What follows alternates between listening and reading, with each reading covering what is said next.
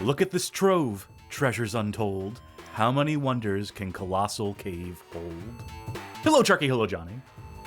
Hey, Cass. Hello. Ooh, the audio quality on both those was a little rough out the gates. Let's hope that's not a portend of things to unfold. Maybe clear your I had something throats. stuck in my throat. I had something legitimately just stuck in my throat all of a sudden. Yeah, hey, folks. There we go. Welcome, one and all. Welcome to the Bad Game Hall of Fame. Welcome to Colossal Cave Episode 2. This is the show in which we play Colossal Cave for the second and hopefully final time. If you checked out our first episode, we sure hope you did. Before you're watching this one, we get into the history of this game, of this remake of the original Colossal Cave adventure as remade, re-envisioned by Roberta and Ken Williams. They of all the Sierra games, the Sierra adventures. We character assassinated Roberta Williams. I mean, we got to the truth of Roberta Williams. We revealed what's in her heart and what's in Ken Williams' mind, which is to say boats. Just a lot of boating, just a lot of yachts and rich people stuff, and their sort of cynical motivations for choosing to return to the games industry with this, a remake of Colossal Cave. So that's a 2-hour history section you can go and watch if you're so inclined to. Well, one of them seemed more of a cynical one to return to game dev. One of them seemed to just want to kind of do it before the other was like, hey, buddy, looks like a nice game you're making there. You want to help me secure our legacy? Huh? In any case, please to watch the episode before you watch this one, or it won't make much sense. Especially because, you'd be starting the game halfway through. That's usually how second episodes of a playthrough work. It's that you're starting almost in media res, this to a certain extent. Anyway, we thank you for tuning into the second episode of said playthrough. We will get to the game in due time, as well as providing a couple of updates, as it were, a couple of insights, some development since the first episode. That's right, Roberta Williams, she finally came out of hiding, addressed our episode directly. No, I wish. That would be really She's funny. She's going to be on tonight. I drew an avatar just for her. If only. That would be the funniest thing that we could possibly do, would be to get a developer of a game that we're playing through on the channel on midway through specifically. They're not there for the first episode. They get to watch a history section all about them. Then they come around for the second episode and they're like, well, let me walk you through it. And especially if it was Roberta Williams at this point, after all the things we said. I don't retract anything I said, by the way. This isn't, I stand by everything I said. But, you know what else I stand by? I stand by you two. I stand by, my friends, my compatriots, my panel here, but in particular, I stand with Charkie Stream Snack. All right, tonight's stream snack is Indulge Caramel Nuts bar. I can't read the last part of it, but wrapping is a little chew bar, caramel nut chew bar from Atkins. Hey, I'll let you in on something. I've been having this for the stream snack for the past couple episodes, and these are the exact same ones that I've been talking about for the past couple episodes, because I have not actually eaten them during the stream snack at all. Like, I just never get around to eating during the last couple streams. I don't know why. I have a feeling that it might be because, like, I haven't been feeling super great the past week, so like, instead of like a nice like steak or something for supper, I've been having like peanut butter and jelly, and following that up with nut bars feels like too much nut. Never so enough. Maybe I'll actually eat these tonight. And our drink is Ghost Original. I didn't know this existed. The original Ghost flavor? Yeah. Well, the thing is, Ghost always does stuff like they'll have their mango, they'll have their orange, they'll have their tie-in flavors with different things like what's that sour they did Warheads, they did Sour Patch Kids, Swedish Fish, all that. I don't know what nothing Ghost is, right?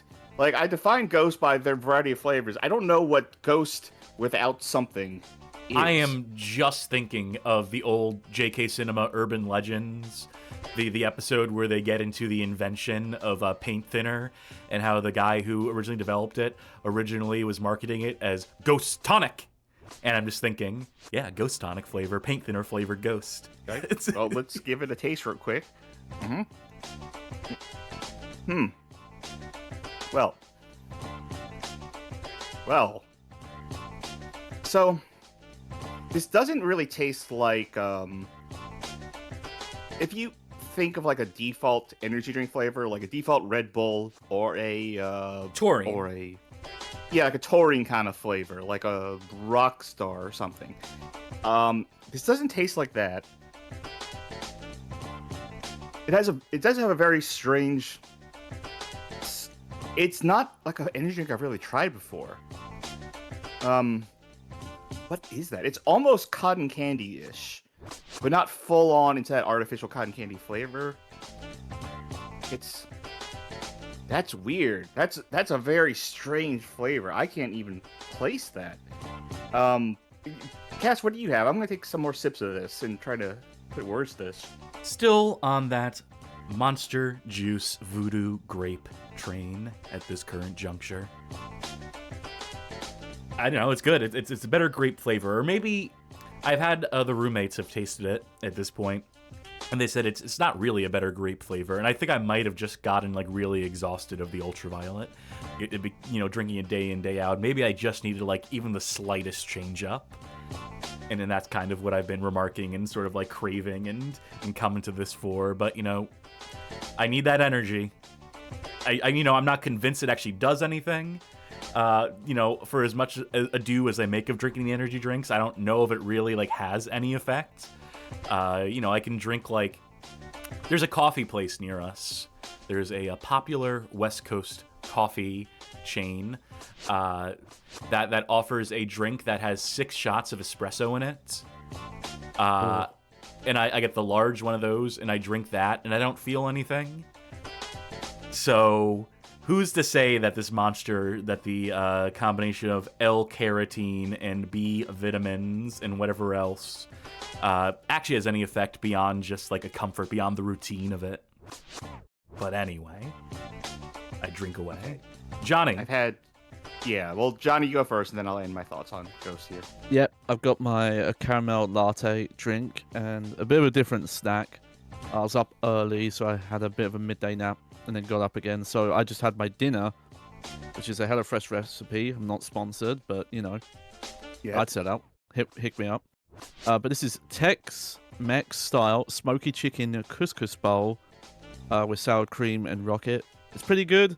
Not really a fan of rocket, though. They use rocket a lot, and sometimes it's fine, and sometimes it's really sharp and peppery in a way that's hard to stomach. For those who don't know, by the way, for those who are fine. not fucking Brits, rocket is arugula. So. Oh, okay. Yeah, I just learned something today then. But yeah, it was good, and I've got a little bit left over in case I need it.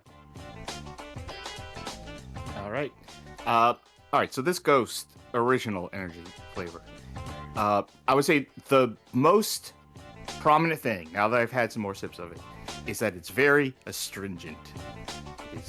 It is definitely a bitter taste. It kind of almost leaves like a tingling sensation, I think, on your tongue, which not always what I'm looking for in a drink is the physical after effect like that.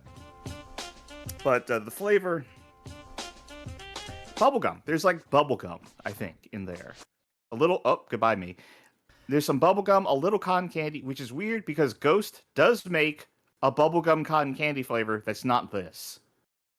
But, yeah, I think it's like citric acid, bubblegum, and just a lot of bitter. A lot of acidy, bitter kind of stuff. So, I don't know. Probably not getting this one again. But, yeah, that will do it for this extended Charkie Stream Stack. Very good. And so... we move to the main stage, but as mentioned, we got a couple bits of stuff to cover. couple things to cover, one might say. Before we get to the game, I'll pop us up on screen too, as is now the style of our times. The first thing I want to address here is a post from April 2024. It's not really breaking news, but I did discover this after we did the episode, the first episode. It is a post from Ken Williams on Twitter. It is William Crowther, original developer of the original Colossal Cave adventure of Advent, playing, supposedly, Colossal Cave in VR. Well, it's like I'm really sitting in my living room. So, what do you mean, turn it on? So I wanted to read this post by Ken. It's a little long, but I'm going to read it anyway, and I will go ahead and link to it to him. And I'm just going to read for Ken Williams. We don't need the extended accent on this one. We don't need good old JR to come back. Yeah, you know. I'm just going to read this for clarity. Roberta and I received an incredible email with a picture of Will Crowther playing our game, ColossalCave3D.com, in VR. This meant a huge amount to us. Will is responsible for our careers, as well as that of many of other people in our industry. Here's an interesting piece of trivia. Colossal Cave is unique in that the original text game was published both by Microsoft and Apple. I just checked my original copies, and I can't find Will Crowther's name on either of the versions, even though no one disputes it is heritage. Or it's his heritage. He put the apostrophe in the wrong spot. I'm not sure why he was left out, or Don Woods, who made a major contribution to the game. The IBM has only this comment in the documentation. Adventure was originally written in Fortran at the Massachusetts Institute of Technology and serves as a demonstration of artificial intelligence. So first of all, we get into why their names were left out in the first episode, in the history section, the first episode of our playthrough.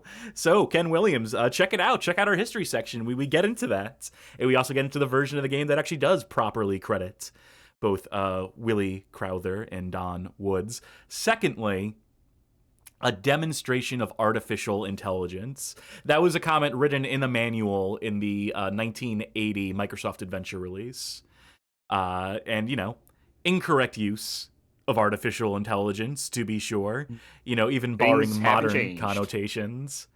Things have changed, but I am going to continue reading where Ken Williams comments on how things have changed. It says something about how fast time is moving, that the person who published the world's first AI game is playing the game in VR while AI explodes around us. Gobbledygook. Nonsense. Shut the fuck up. Again, I was saying things haven't changed because they were using AI wrong then, and we're using AI wrong right now. I mean, ironically, not the way he means it, but ironically, in 2026, that AI exploding around us comment might actually be correct.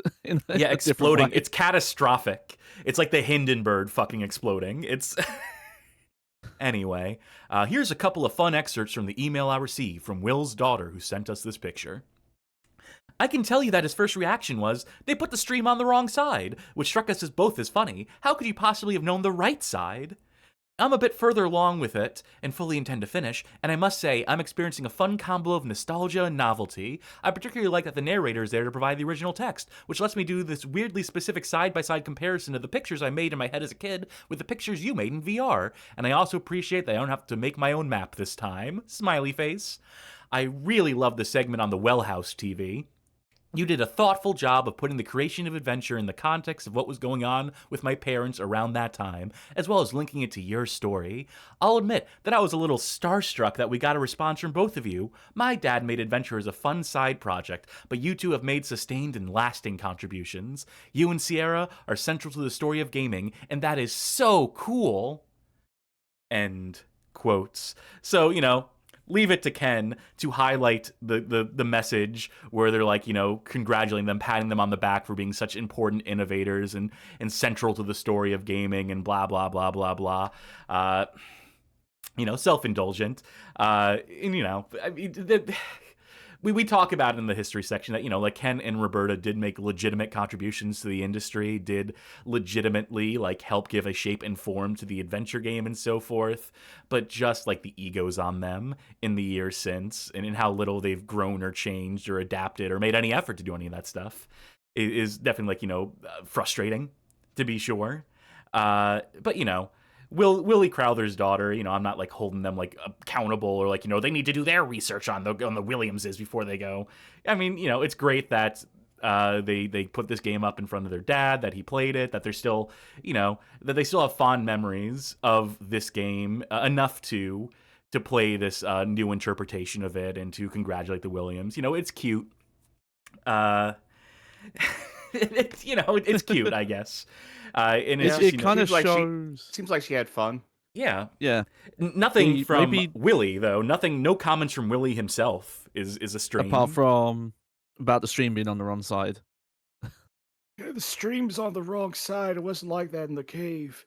And that dwarf wasn't working with gold, he was working with silver.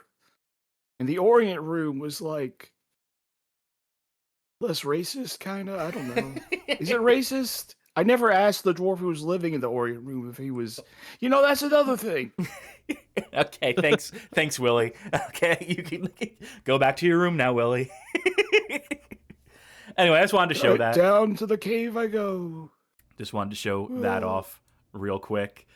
And then what else I want to show off here? What another thing I would like to show for the benefit of folk at home is that Charkie, you went and did some spelunking of your own in the virtual reality dimension. I did. I downloaded the free trial of Colossal Cave on the Quest 3. So I had like about half an hour to mess around. I took some video clips of it. Here's the... Oh, wait, you can't see it yet? Yep. At home? Here we go. All right, here we go. So this is footage that you recorded of what VR device? Just the Quest 3. Okay. You see a small... There's something that... I don't know if this is the same in the PC version. I don't think so. But you see that the eye will kind of like light up every now and then. If it lights up, that means there is a unique line of dialogue that's not just, you're in a forest. So it does tell you where there's something of interest in that regard, but it is a very, very slight difference. Easy to miss. I do remember that from the first episode, and yes, it was also very easily missable. So interacting with objects is just, you point at them and you say like, okay, you press a button to go into pickup mode and you pick it up. I wanted to test if there was like any sort of physics, because we had like the vase thing in the last episode where we dropped the vase and it just crashed. I was like, can you manipulate something and just put it down? This is how the inventory works as well, by the way. You just pull up like a backpack. Yeah, I thought that was neat, seeing a physical backpack. Place to put them. Does not like it still when you stand too close to something. Bottle of water. So you do have hands, and you can like grasp your hand. So I go for the bottle. Water here. You're inside.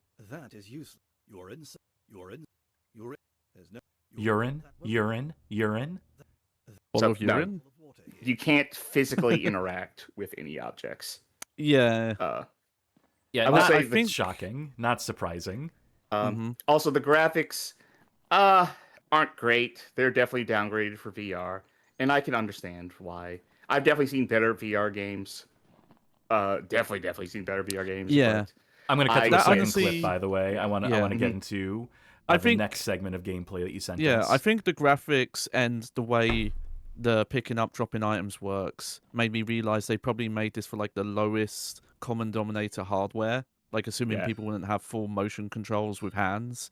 Like maybe people playing on just their headset even. With like a controller, yeah. So I wanted to physically walk in my room close to the dwarf to try and get like a real close view of him. The game does not like if you try to do that. It will just stop the camera from behaving correctly if you try to physically walk somewhere. But I wanted to get a better view of him without like a, pop up on screen, a hubbida bubbida or whatever. Because we missed it last time.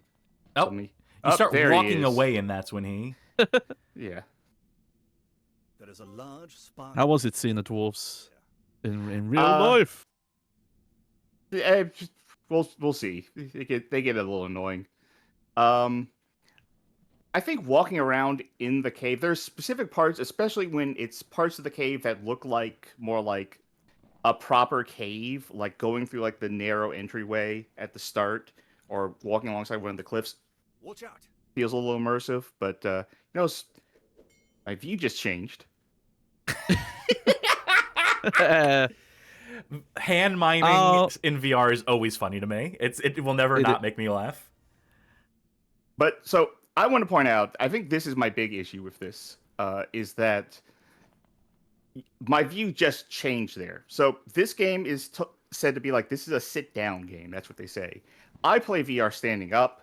So if I want to walk somewhere, I will look in the direction that I want to move and then walk forward.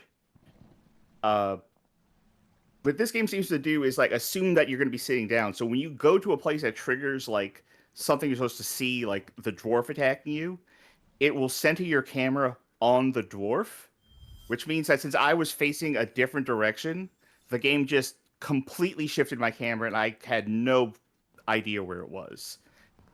That's not good. You don't want to do that in VR, Yeah, it where can lead your to view motion just suddenly sickness. changes. Yeah.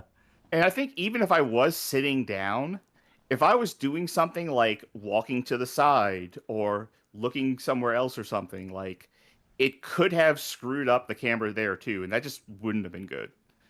But it's particularly bad when I was doing the stand-up thing. Again, I guess I'm not supposed to be standing up, but you could have just not done it like that. Yeah, I want to check as well. I assume it didn't at least like black out the screen either. You know, like fade to black, come back No, in the it new just spot. cut. It was just yeah, A huge green fierce snake. a snake. You can also see that there's no compass, that the compass is just on your thing. You point to a direction, you see like that's Yeah, north, yeah. that's south. Aw, they're so sweet. I imagine that. Yeah, Oh, you can't do. You I- Gucci Gucci. Gucci Gucci. Gucci Gucci Gucci. Gucci Gucci Gucci. oh, I had a pet snake. I Well, like my sisters did as a kid, so good memories there. I had a girlfriend who had a lot of snakes and tarantulas and stuff. My sister used to have one after she moved out. That was not something that would have been allowed in our house. So having played this, it's interesting, but I really would not suggest this as the means to play, because there's so much trial and error, especially if you're playing this right. There's so much being in the space and looking around that even if you're not prone to motion sickness in VR, this would get really tiring in VR. Oh, I can imagine just from looking at this brief little sampling, I can absolutely see that this is really not a game built for VR, despite the fact it was built with VR in mind. Yeah. I mean, I just, besides the sense of immersion in the cave system, which, could be genuinely interesting, this is just not the format, not the style of game to facilitate it. I would imagine something more like, not to use the old term, because I don't remember the new term, but a walking simulator, right? An experience that is just like going spelunking, which this is not, which Colossal Cave is, funnily enough, not a game about just like spelunking in a cave. It's specifically about There is a specific mode that is just walk around, don't worry about shit. Okay, Except for falling, but that's fair. we saw that when we were doing it too. Up. A sharp knife is All right, remember he always misses his first shot. It got you. Okay, I do have a theory about that. Oh dear. You seem to have been ousted from your adventure. I don't think we ever saw this. We haven't Yeah, died yet in the game, no. Yeah. Yeah. If you select respawn, it'll say, "Sure, I don't know how to do this shit," but it just sends you back to the house at the start. Oh. Yeah, Yeah. not great. Yeah, I have a theory that in the VR modes, you might have to physically dodge, because the way the first encounter you showed worked, you just happen to be outside of the arc of the attack. Well, that first No. one's absolutely just going to miss because Oh, that's okay. giving you an item that you need. It's Yeah. possible you need to dodge and move, but if this is supposed to be a sit-down game, Yeah. you don't have a lot of You don't have a room. means. Yeah, exactly. Yeah. Yeah. No, I think it Um, is just random number that determines whether or not you are Okay. hit and your game abruptly ends. Speaking of games, speaking of abruptness, let's abruptly cut to the game in progress. Let's make sure we Hell get this game up yeah. and running. Gigantic Rodos, let's go. Oh no, but the other thing, watching the VR footage remind me of, because I've been dabbling in the VR myself, is reminding that, oh yeah, this game didn't ship with footprint noises, and such a big thing of VR is also audio, like 3D audio in space, and how weird that would have been, sitting down and just like slowly floating through the levels without like any feedback. Because in your VR, you've only got like one or two senses. So if I'm ever having trouble in VR with like the walking and the motion sickness stuff, which I generally don't, but if it ever kind of crops up, I have two means of trying to combat that. One is while you're walking to swing your arms forward, back, like you're doing exaggerated stride, and that kind of helps a little bit. The other thing related to the floating thing is to just like stand there like my arms crossed while moving forward, like I'm M. Bison, like approaching in a cutscene or something like that. It's like I am floating. Yes, I am. I'm using psycho power to get here. Dwarf's axe. Well, we're looking at our yes. Dwarf's Axe, also known as a map right now. And I'm trying to remember what it was we were doing and where we were going. So do me a favor. Check your inventory to see if you have a bottle of water or if it's just an empty bottle. Water. Okay, good. You need to get back to the beanstalk. Oh, right. Yeah, okay. I think I vaguely remember the way there. You see a sturdy ladder. Oh, I wanted to check, Cass, are we still using the original graphics mode, or are we using the like post-launch update graphics? We are using the original graphics mode. Do you want me to turn on enhanced graphics? Yeah, so we can compare and contrast. See if it's even notably different. Yeah. Hold on to your butts. Ooh. Wow. What this really does, it just adds like a bunch of like lighting effects. Specifically, it adds a lot of fucking bloom to light sources. So you're not going to see much when we're still... Yeah, okay, here we go. See how there's like... You're on the brink of a clean, climbable pit. Again, no idea whether that object, that floating light, is anything. If that was original, that's just a effect that they add to add life to the cave, a creative liberty, or if it's part of a puzzle. Because you can't examine it or do anything with it. I don't think it's a puzzle. I think it's either one of two things. It's either A, whimsy, or B, maybe if you follow it and see where it ends, that's like a hint as like, oh, there might be something over there. Rather than I was like thinking specifically. that maybe. Sure. Okay. So we need to get to the giant region. I believe that is down. I think there are some particle effects as well. I think you may have noticed, like, there were some rocks falling, like little bits of detritus coming from up top, from on high. Dwarf's axe. Show me where you are. We're in the complex junction, so I think I would move to the west. Yes, you want to head west. This map's a little hard for me to read just because of like resolution, but I'm looking at a map. You want to basically just keep heading west. I will say a room like this, to give the game due credit, we've talked that the graphics here are not particularly complex, that, it's a pretty simple game, all things told, and even in its, capacity as a simple game, it has, like, a few rooms that are somewhat creatively rendered, envisioned, based on those interpretations of the original text. I think a room like this, with the lighting effects enabled specifically, let's turn them off. Let's toggle real quick. Yeah, there's some colored lighting here. This is as stark as the differences get, I think, with the enhanced graphics. It really is, like, not much. But this does add, like, having that little bit of glow, that luminescence, does help to sell this room. Rooms like this that are just, like, the ones that aren't just cave, the ones like that one that was, like, the sort of beach grotto room, I think is pretty neat, too, where they interpret the text. I like this room. Right, I like those rooms. I like exploring those spaces, and I can see that in VR being something. Where do we go? You're going west to the 2-pit room. Yeah. Right, and now when you say west... That one. Yep, that one. And you're gonna water this. Water. Bottle of water. What up? The plant grows explosively, almost filling the bottom of the pit. And now, before you go up, Ooh. you're gonna go to the pit of oil and fill up that bottle. Oh, yes, that's right. Empty bottle. I got an empty bottle. Now, do me a favor. Can you check the bottle? Bottle of oil. You can't drink it. No. Okay. Bottle Shit. of oil. Forbidden fruit.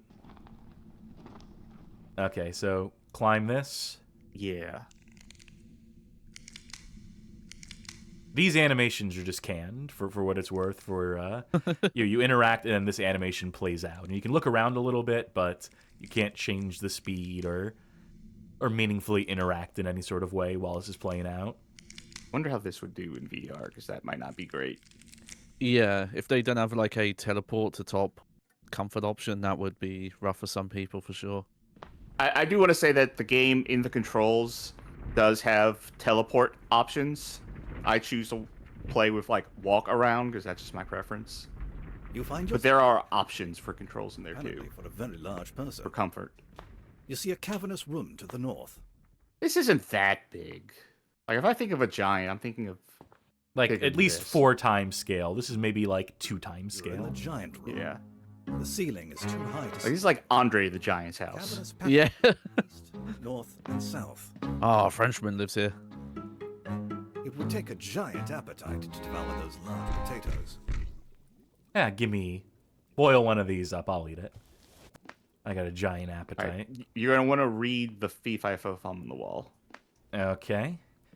Fee-fi-fo-fum. Got it. No, No, of no, course I you're have gonna to. I want know, to. I know. I need to actually investigate it. It says fee, fi, fo, foo. Oh, I'm sorry. Fee fi fo foo.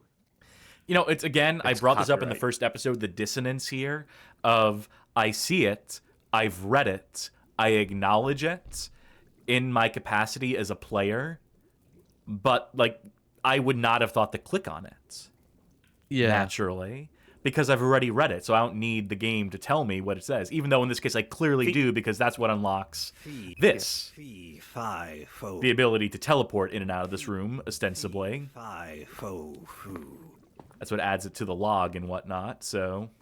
Theoretically, if the game had written up there magic spell It's hot. It appears that fee fi fo be foo, someone's bread. would you assume that, oh, okay, that's the magic spell, or I probably need to interact with this in some way, considering that this is a game of gameplay Appears to be mechanics? bread, but I think I would want it to be, like, written in, like, Dwarvish. Would be the solution here. Would be to have it be runes or something. Something that is not just immediately readable to me as the player. Something written in a think language. And then I would think, okay, if I click on this, will my character know what this says? I think that's the easy solution to that. I think that is the easy sort of... you're in the giant room. I feel like, The ceiling is too high. again, you just need to kind of approach this Cavernous as a passages lead east, as north, a, and south. There is a large nest point and click, full as it of is. golden eggs. Yeah. Where, like, if there is an interactable, if it's you can click on it, you should probably click on it. Yeah, that Great, was it's gonna not be... made easy in this game because now we're seeing the difference between no real interactable and The passage. can interact when that eye lights up, Cave in. and that's like really vague and bad for that. Yeah, that was going to be my main suggestion for a fix, is just make the fact that you can... The icon is supposed to show, oh, this does something if you click on it, more obvious. Through a massive iron Yeah. door. Change it to like a Door is magnifying glass or extremely something. rusty and Yeah, or like an animated thing where like it changes. I swear I've seen point and click games that do that actually, like the icon. Actually, doesn't fucking Limbo the Lost do that? That appears to be a portrait of a giant. Yeah, Anybody dog, we're living wanna in a figure out- giant's quarters. Don't be surprised. Okay, what is there anything I need to do here? Is there anything I'm missing? I stole the golden okay, eggs. so you stole the golden eggs. Okay, good. Go to the iron door to the north. Oh, oil, duh. Yeah. Yeah, because the Oil up those description read... eggs. The way north leads through a massive. The door is extremely rusty and refuses to open. which, you know, is a good enough clue. That is effectively a good enough clue for... The oil has freed up the hinges. Okay. Of the And You know what? Probably playing too many survival horror games, I would have assumed that door never opens. iron door. so now that you've done that, you can drop the bottle. You don't need to do anything with it anymore. Empty bottle. Bye-bye, bottle. Also, I know there's a mistake I now know I made in the first episode when it came to the food. I know how we will get around a potential issue with it, but I will bring that up when the time comes. So for anyone who watched the first episode and is waiting for the other shoe to drop on that, don't worry, I know. Stream that cascades as a sparkling waterfall into a roaring whirlpool, which drains through a hole in the... There's also a reason why, like, when we got to the silver, I said, don't interact with it, and then you immediately interacted with it and said, what, I didn't pick it up. Yeah. It's Yep. related. Yes. And I understand the ways in which they're related. Yeah. I'm curious about something with Go the ahead. scoring system, which is you get points for seeing an object, and you get points for taking an object. fell into the rushing water. Wow, that riptide. Yeah. You seem to have been ousted from your adventure. Hey, it's this thing. We didn't get the shows off. We haven't died yet, so... Done this before. Yeah. Do you want me to try and resurrect you? Yeah. All right. But don't blame me if something goes wrong. And what would happen there? You just wind up Back here. here. And, you know, you have... I don't think you lose anything, really, besides No, points, it's just a besides bit score. of a walk. And, you know, I So- saved before that specifically, just to... Show me your inventory, by the way, when you get there. Will Get do. Here, rather. It's the axe, the Alright. magazine, a lantern, Golden and egg. golden eggs. See, Bob, and So ask you if you have should- a... You should still have your keys, though. No, you told At me to this put point- the keys down. Let Last episode, you told me put the keys down in the shed. me check something. I mean, I can always While you're warp in checking and out that- of the giant room if I need to go get those keys, but you Yeah. deliberately, specifically told me. So I'll just keep I see. pressing forward because Okay, it didn't look like there was anything I'm to do looking in at that room. I'm looking at the guide here. It says collect keys and food. Looks like you can slide down it. Yeah, we used the key already. Or collect keys and food at this point in the guide. Yeah. Interesting. Well, we'll see. Guess I'll slide down here. Which is their way of making so I Well, can't get back up, right? There's no use for that here. Yeah, yeah. That's an enormous ribcage. What it's being used for, I can't imagine. I don't know if it's That's a being good deal. used for anything necessarily here, but... You're in a large, low room. Crawls lead north, east, southeast, and southwest. If I said drop keys in the last episode, it's the formatting of this guide. That's what I'm blaming here. That's my story. I'm sticking to it. So you're saying I need the keys. You do need the keys. Winding corridor. You're coming up on a thing in which you will need the keys. Hey, we've been here before. Mm-hmm. It's almost like we've come around full circle. That the slide down there takes us to... Yeah, okay. Well, you know, if that's the case, then I can just teleport back, get Yeah. the keys, drop off the eggs, not have food. Oh, I'll just take all this booty and hide it away with me chest deep in the maze. So you don't have to drop off the eggs anymore. yeah. Now, we finally encountered the pirates, who, after seeing a certain number of treasures in the game, after observing them, identifying them, will intermittently appear to loot you of whatever treasures you might be carrying at the time. Oh wait, do you have the eggs or are the eggs gone? The eggs are gone. He took my eggs. The eggs are actually a puzzle item. You need the eggs. Huh. So I guess I would have to go deeper into the cave to get my eggs back. Axe. You would have to do a whole ass maze. Yeah, the maze is essential either way. So Axe. I say let's do it. I say can you guide me to it? Wait, once we collect that. So that the voice doing the pirate was doing a real Krusty Krab-esque voice. Dwarf's axe. I thought it was Mr. Krabs. You know, damn it. Okay. Okay. I'm reading this guide. I'm trying to figure out. Because I've, at this point, just mentally... There was theoretically a better time to do it, but him stealing the eggs fucked us up. I'm saying we Okay. play this where it lies. I'm know. saying... do I want to go to trying Wit's to End interpret the guard. at this point? I'm assuming we need to go to Wit's End. It says starting from the Hail of Mists. Starting from Dwarf the Hall of Mists. I don't think we've... Oh, Hall of the Mountain King. Yeah, I don't think we've made it to the Hall of Mist. Oh, yes, we have. It's from the Bird Yeah. Chamber. So... Yeah. I don't think Wit's End leads to anything. So Like, how do we I get think back that's- to... I Whoops. think we started even in the Hall of Mist. That's like right where we The Bird started. Chamber is like Way early, yeah. the top of the game. Like, to that end, you might as well go back to the house to get those keys. Yeah, I'm just going to try to find the nearest. I'm going to attempt to navigate. Oh, I know where I am. I can just do Y2. Okay. Bird Chamber is literally in the first area of the cave, so just go back to the house, take care of that. Yeah. Right, this way. I do want to give, like, you know, an earnest, like, sort of look at what it would be like to play this game, so I was totally anticipating the pirate fucking us up at some point.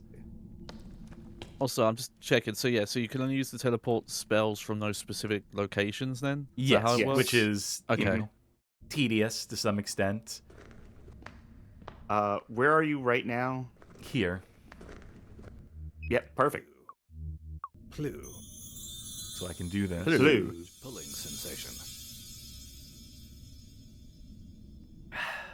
All right. Let me cross-reference inventory here You're back for in the what well you'll house. need. I mean, what I need is this. And this is what we got. Set of keys. Yeah. What's the name of the other thing in your inventory there? That magazine? What's it called? Spelunker today.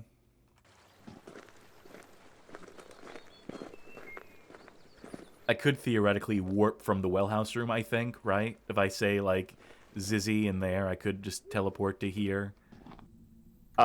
Wait. Let's see. It doesn't matter. I'm just going to run. So the magazine, you super do not need the magazine. It's just completely unnecessary. It's just... So the magazine will give you a single point if you drop it in Wit's End. That is the entire purpose of the magazine. Let it be said, just to be clear here, that the original Advent and its puzzle solutions were stupid. That, you know, it was of an era that, you know, the puzzles, like the puzzles are simple, but then like the full scoring route is just really obtuse. Well, the original didn't even have the scoring. Oh, yeah, you're right. Yeah, we're talking Don Woods' iteration there of the 350-point adventure. Okay, so let me see. Hall of Mists. That's, We are there. Yeah, down the stairs.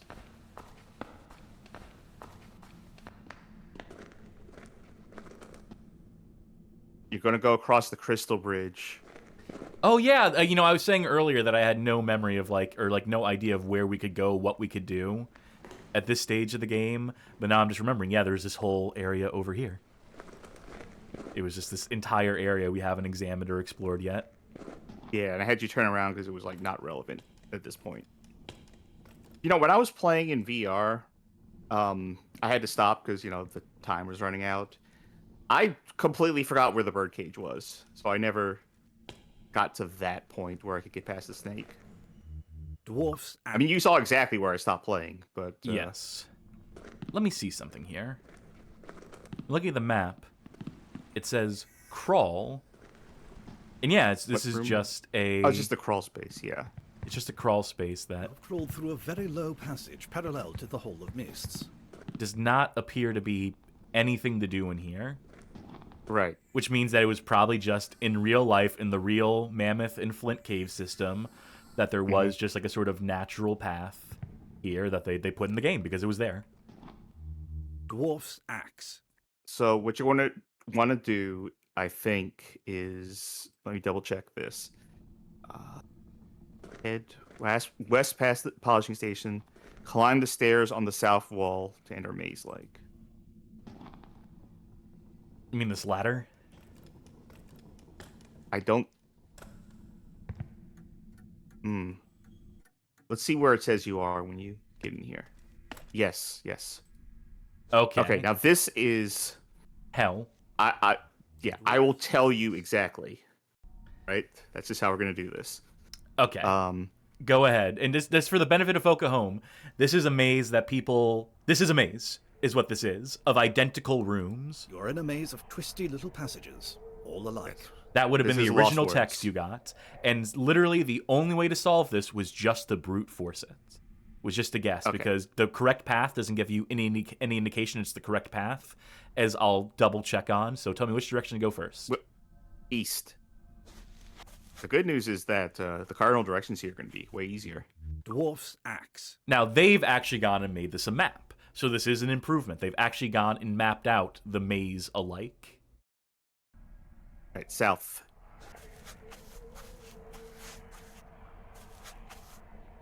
South, Not down? not down. What happens if I go down? Again, I'm looking at this as a player who would be pretending to be a player who's unfamiliar with this game. I would want to see what's down here. You have been eaten by a grue. You're in Nothing. a maze of twisty little passages, all alike. Just nothing. Well, at least it's not a complete, like, Primrose Path, where you can get Yeah. lost in something that's not real. That seems to be one also benefit. You see the top corner where it says alike. It names 3, each of the Gen rooms. 5. Yes. Yeah. Which direction south, you said? South. And south. North.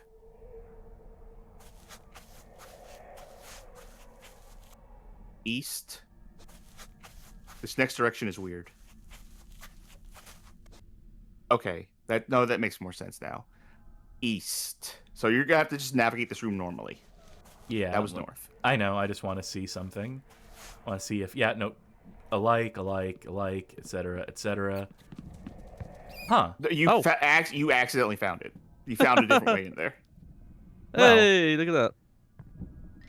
Don't mind if I fucking do. The pirate's treasure chest is here. Mine now, bitch. And the pirate will never come back. That's this point. just a rat hole. Having been thwarted, having had his treasure stolen, he gives up. Okay, sure. Okay, they stole my treasure? Oh, this is what it feels like. I don't renounce like my this. ways. I renounce my lifestyle. So yeah, no, Axe. I vaguely remembered.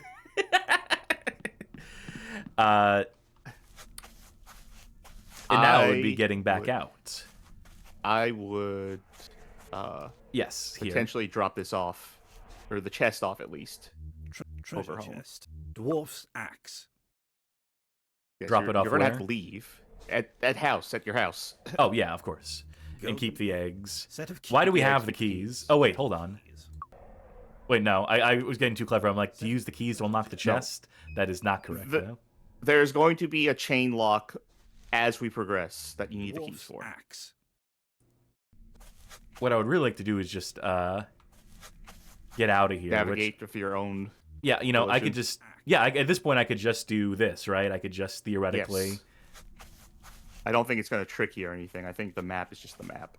So I would say, yeah, this is definitely a benefit of moving this game into 3D, into modern space, is what was originally just a bullshit maze, a bullshit trial and error fucking catastrophe presented exclusively through text without any idea All right. of what you were actually doing and where you were going, without real, like, spatial awareness. Dwarf's That this is an improvement. That being able to actually consult the auto map and know So- which way you are going is good. And, you know, you can also consider that the original game obviously did not have an auto map. So this is just like if assuming that if you were playing this in the text adventure and you were mapping it all out anyway, you might as well map out the maze too, because it's not like you would get here and be physically unable to make a map. Sure, but again, But you're right, because it's just said you're in twisty passages all alike. So yeah, that is a concession they're making actually. Yeah, exactly. So, I mean, in that, when there's no indication of what is the right way, when you're literally just blindly mapping, is bad design. But again, I say that with the benefit of like 40 years of game design being codified, 50 years even of game design being codified in years since. Yeah. And acknowledging that this is a thing that the game's doing correctly. Yes. So I'm just going up to Zizzy. Yeah. That's going to be the quickest way to and from. So you can go up the stairs lugging around a huge chest full of gold, but a solid chunk of gold. Yeah. You wouldn't be able to go up those stairs. Don't think too much about it. So I want to say that this room and the rooms or the caverns kind of leading up into between here and the house were probably like the best parts of the VR experience. Pulling sensation. Just because that felt the most like being in a cave. Did you get any And, vertigo from it? Did you have like any legitimate sense of okay? You're back in the well house. No, I even jumped off the ridge just to see what that was like, and that's fine. I don't get vertigo in VR. Golden set of keys. Golden. And we hold on to the golden eggs. Hold on to the golden eggs. You're gonna give those to the troll. That's your toll. Oh, that makes sense. Our troll toe. Zizzy.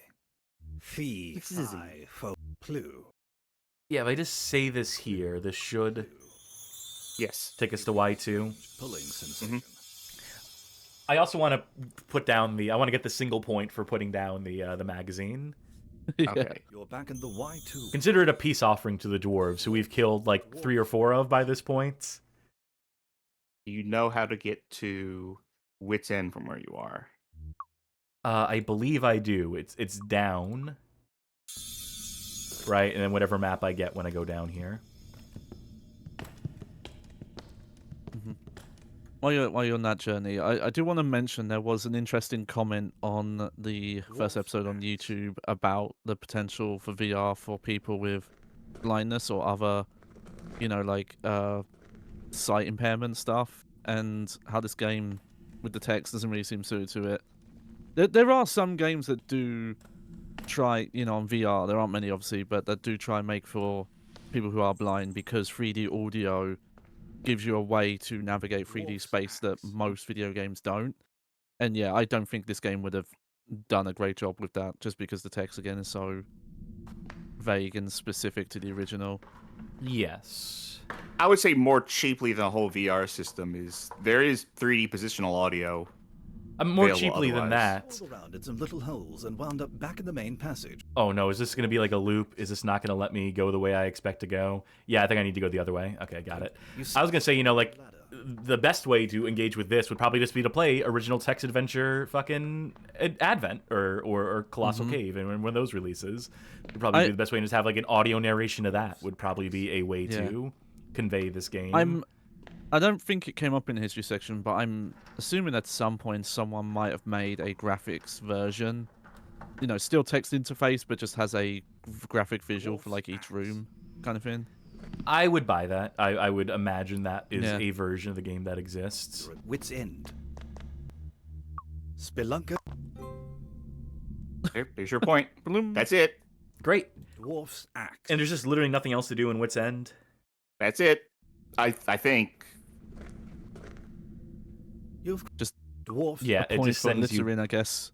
Actually, I can check on the map which directions I've scouted and which I haven't. And this is a room where the directionality can be a bit confused. Yeah, but I went in each of those directions, and it just says, ooh.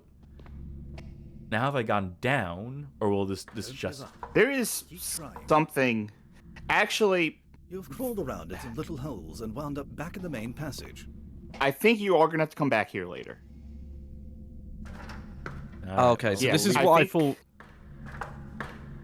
I think this is like endgame shit. Some little holes and wound up back in the main passage. Okay. Dwarves See, my worry with the maze was it was going to be a room like this where you had to do the correct order of teleports. You've crawled around. And hopefully that's not what this room becomes. You've crawled around and dwarfs. This might not even be available to you until the end of the game. The thing you're You have supposed to to do in go here. south from here. You've It looks like on the map little holes and there's a little... dwarf. No, I mean what it's supposed to I'm be looking at is the- I go west to exit out of here, right? Or there's Oh, okay. it's because How there's did you- question Sorry, marks on each of those spots. How did you get in this room in the first place? Is the thing. I believe I walked into it. I believe I try to. There's nothing to do with it here. Let me try to climb up again. So on the map screen, the south direction looked like an arrow, not a question mark, but I see it now. Dwarfs. No, it's just a question mark. Yeah. I think we've made a huge mistake. You've Alright, if crawled you want to go west, and wound up turn into the main passage. that one. I've If you need help getting out of here, I can give you a hint, but it will cost you 3 points. If you want the hint, touch the glow at the west. You know what? Let's do it. Let's see what the game says. Do not go west. Okay. Okay, well.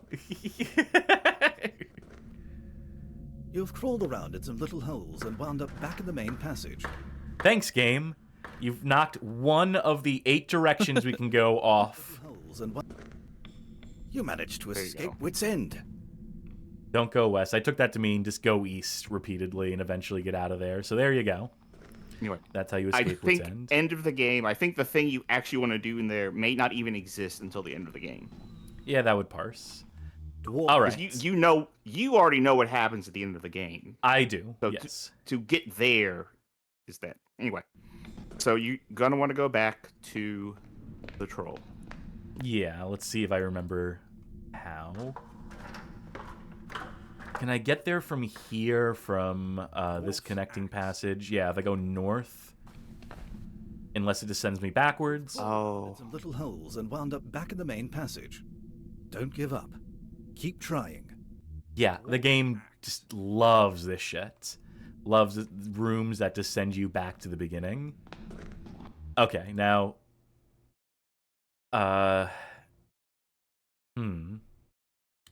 I think it's up. I think I would... No, I want to go to pit room. I think. And then from there to... Yes, this would be the way. Okay, so I can go from here to bed quilt. Let me consult this. No, I'm bed quilt is actually where we just seeing- came from. I'm actually seeing now how the magazine thing works. How that is. From Orient. I think that is connected to the final puzzle and not just like a joke item. So we did it technically out of order, but we might have set it up Crawled around in some little for holes making and this wound up easier back in the later main passage. by doing that. I'll take it. Again, this is one of those rooms where the directionality just goes out the fucking window because of the way it is rendered and designed. I mean, you know, I'll pat myself on the back. I can read it. I know how that room works. But West. Go zooming through this tunnel. Come back here. Dwarf's axe. troll to- room, I see it. Yeah, so southwest. southwest.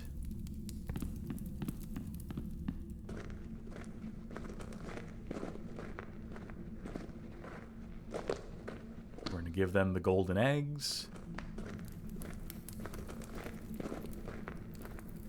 Wish I could just jump and skip the queue here, but The troll steps out from beneath the bridge and blocks your way. Golden eggs. Nothing happens. No one treads on my bridge Let me without double check payment. something. Audio peak in there. yeah, that Right, was some if- awful recording quality. Oh wait, no, that was correct. Yeah. It was just Okay. because Yeah. I clicked too soon. I clicked while the animation was still playing out. Yeah, That I was the heard nothing problem. happens, and I was like, huh. The troll lives below. Don't try to follow him. What if I want to? Yeah, don't tell me what to do. Okay, well, we bought ourselves a bridge. But let me. Where are we on this thing? Well, we've crossed the bridge. A lot of burning tires in this cave. Where's the troll? What a frightening sight. A terrible place to fall. I wonder how falling looks in VR. I wonder how sickening that is. Nah, it's not. It's like I have video of it too. You just kind of go down and it stops. Like you don't even fall very far before it just freezes you in place and it's like you died. Noise can be heard in the distance. Yeah. I will mention, because I've watched some videos on it to prepare for VR. Like apparently, like The left 8 in 10 people the first time they try VR will get some motion sickness. It is actually more common than you think. The right fork leads southeast, down a gentle slope, while the main corridor enters from the west. So yeah, it really depends on the person. I'm very much trying to catch up with where you are in here and figure out. It's literally just map past the situation. troll. We just paid off the troll. Also, how badly I'm boring also- can this guide be? Okay, so do you ever proceed? So you want to go left at the fork. Yep, northeast. The walls are quite warm here. Then go From the east. north can be heard a steady roar, so loud that the entire cave seems to be trembling. Another passage leads south, and a low crawl goes east. Okay, I can hear the ambient audio now that I've been. I know you said go east, but what happens if I go north? You see a breathtaking view. Now Far strap below in. lies an active volcano from which gobs of molten lava surge and cascade to the depths. The glowing rock bathes the cavern with a blood-red glare, feigning a macabre appearance. The air is I tricked those players, now they gotta read my novel. brimstone, and walls too hot to touch. The thundering volcano is so deafening it drowns out all sounds. Embedded in the jagged roof far overhead, twisted formations of white alabaster scatter the murky light to become sinister apparitions upon the walls. On one side, you see a deep gorge encasing tortured rock that seems to be crafted by the devil himself. To your left, an immense river of fire gushes from the volcano's depths, then flows through the gorge to plummet into a bottomless pit. On the right, a huge geyser of blistering steam erupts from a barren island within a bubbling, sulphurous lake. Above, the wall flickers with a glow of its own, lending more infernal splendor to an already hellish scene.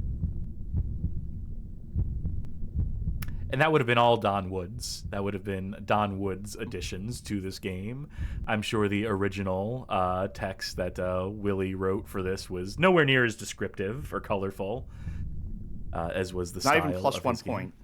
Yeah, nothing for this. It's just a sight to behold. But I don't know if remember- there's anything here eventually, but for right now, nope.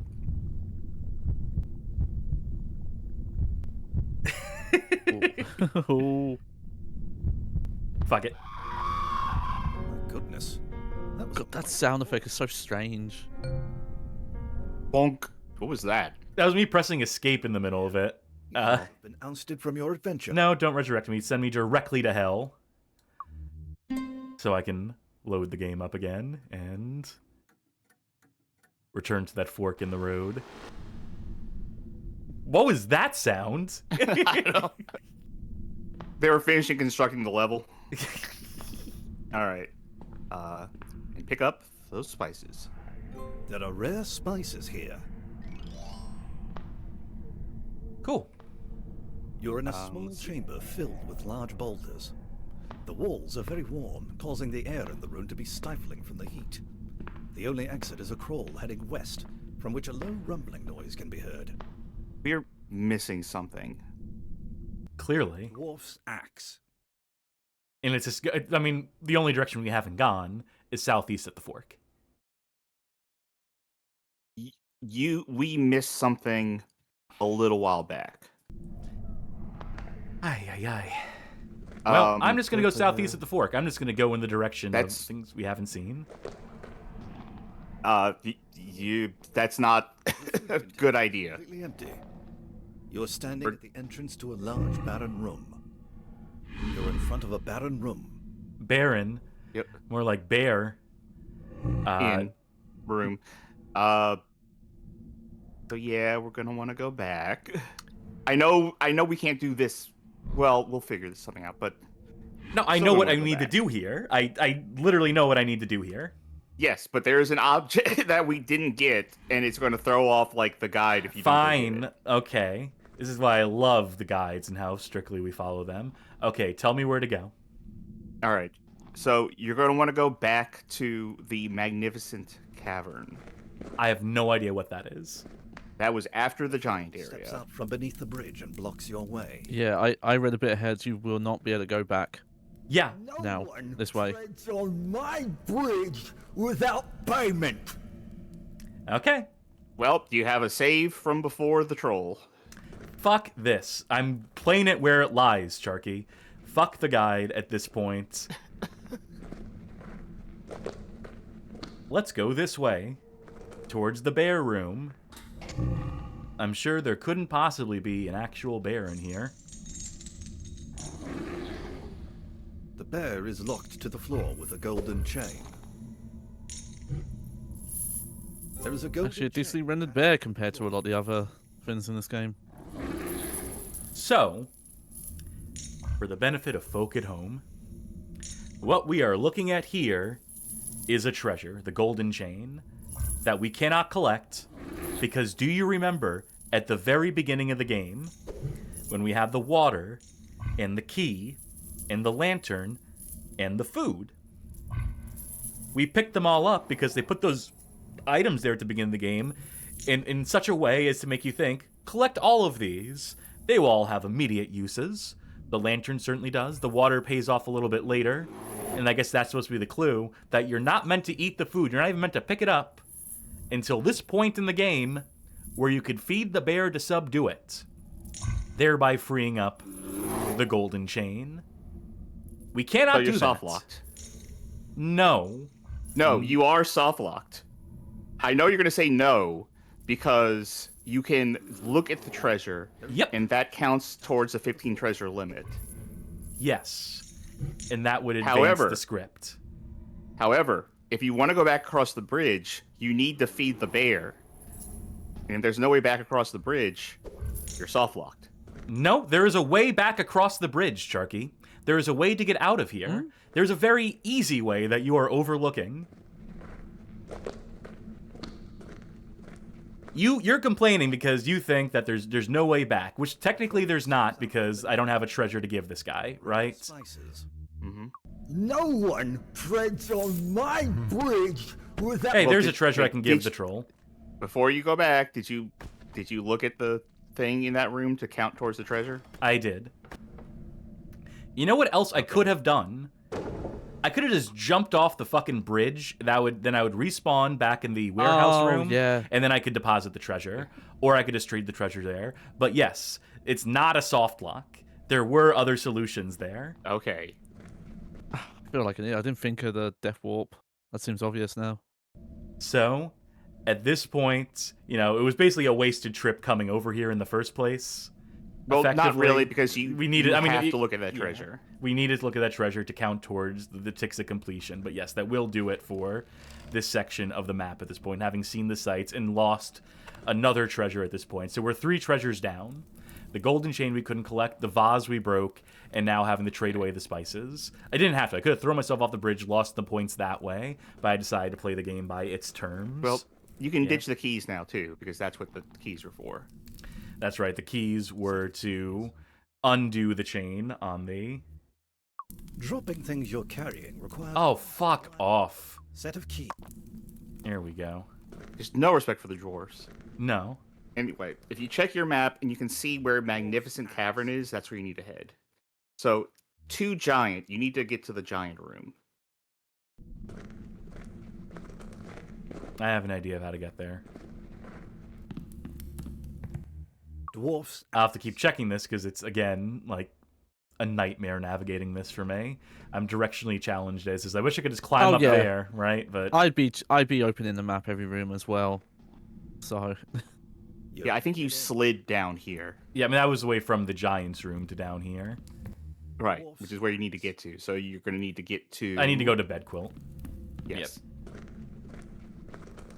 So anyway, like, I wanted to show that, despite not being able to collect all the treasures, you can still beat the game. You just get a lower score for it.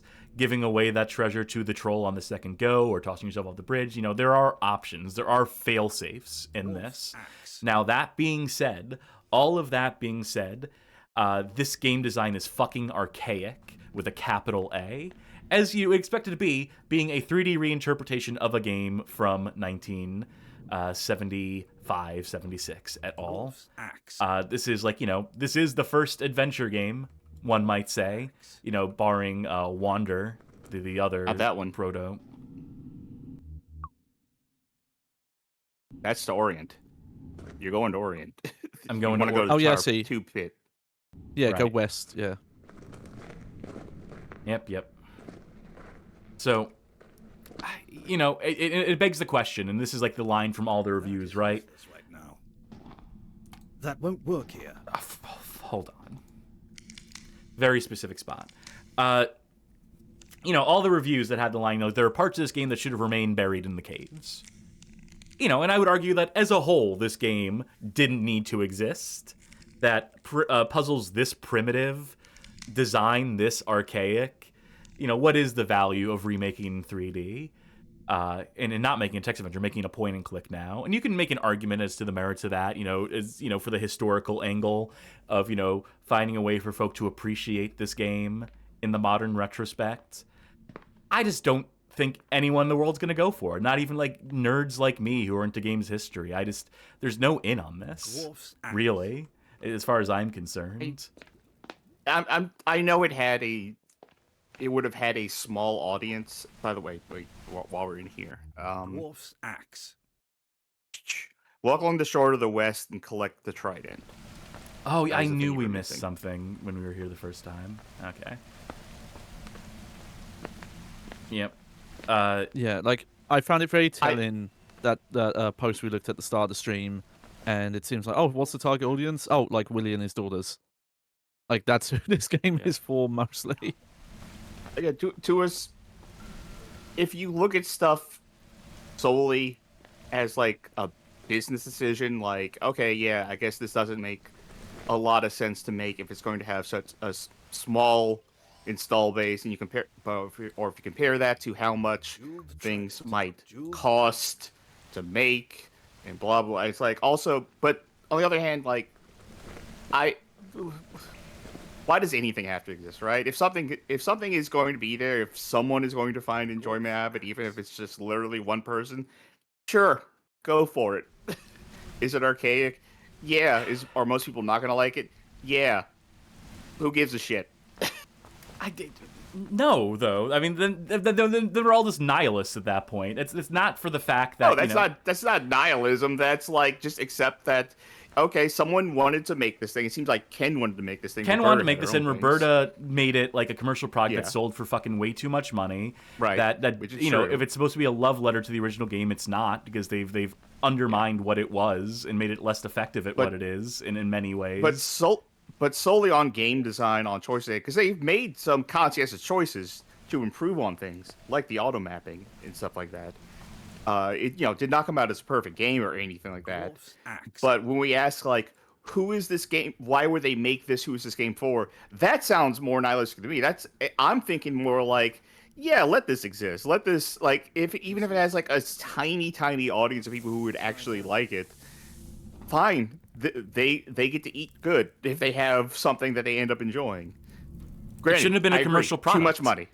It should have been released for free. I mean, that would have ultimately helped this game out in the long run. And God knows Roberta and Ken don't need the money. If anything, it should have been cheaper. I'm not saying it shouldn't have been. I'm not going to say it should not have been a commercial product, but I will say it was like what, $40 at launch. That's too much. Yeah. Yeah, I'm gonna remind me at the end if I forget to make an impassioned argument as to why this should have been free, specifically free. Oh, I understand, but I still disagree. I know what you're going to say in advance. I understand, but I still disagree. So where do we need to go Anyway. at this point? Well, now I do have to catch up with the guide. I slid down Because- because I assumed there was nothing else in that direction. I assume there's nothing else Yes, really you're to correct. do. At Like this is point. where you would have done the bear room stuff at this Yeah. point. I will say, maybe hypocritically as the person who is like very burnt out on remakes and reimaginings at the industry because they're out of ideas at this point. This is the game where I would have said, take as much liberties as you can. Like, just be the spirit of the original. Yes, that would have As been a opposed to solution to literal. go with. Yeah. That would have been something to do. You want to Dwarf's go to... axe. I hate how this guy is written. Okay. Do you have shell room in your map anywhere? Yeah, I think I get there from Bed Quilt. Yep, that's where you need to go. Axe. Twisty, Also, winding we did get to passages. say something nice from Joe Driel. Yeah, Dwarf. it's good that it's not a soft lock situation with the troll bridge earlier, as seen, as mentioned, as that they're in terms of like the original design that even Willie Crowther accounted for people who wouldn't necessarily give a fuck about. Threatening dwarf. A sharp knife is thrown. It missed. Of course, it did. Dwarf jeweled. I wish I could use the jewel trident on them. Yeah. It's That'd be a funny. maul trident. Dwarf, but he is dodged out of the way. Great. Okay. You also might want to save. Trident. The jeweled trident magically opens the After clam. this. A glistening pearl falls out and rolls away. Goodness, this is really an oyster. But whatever it is now snapped shut. Wow, snapped with such ferocity as it animated completely. Okay. Yep, go after it. Off to one side lies a glistening pearl. Cool. Mm-hmm. You're... What is this? It says south and climb the ladder, east and climb the ladder. You're going to something called HOM. I don't know what that stands for. Hall of... Is that Hall of Mist? Hall Hall of Something like that. Mist. Yep. South climb the ladder, east climb the ladder, you said? Yeah.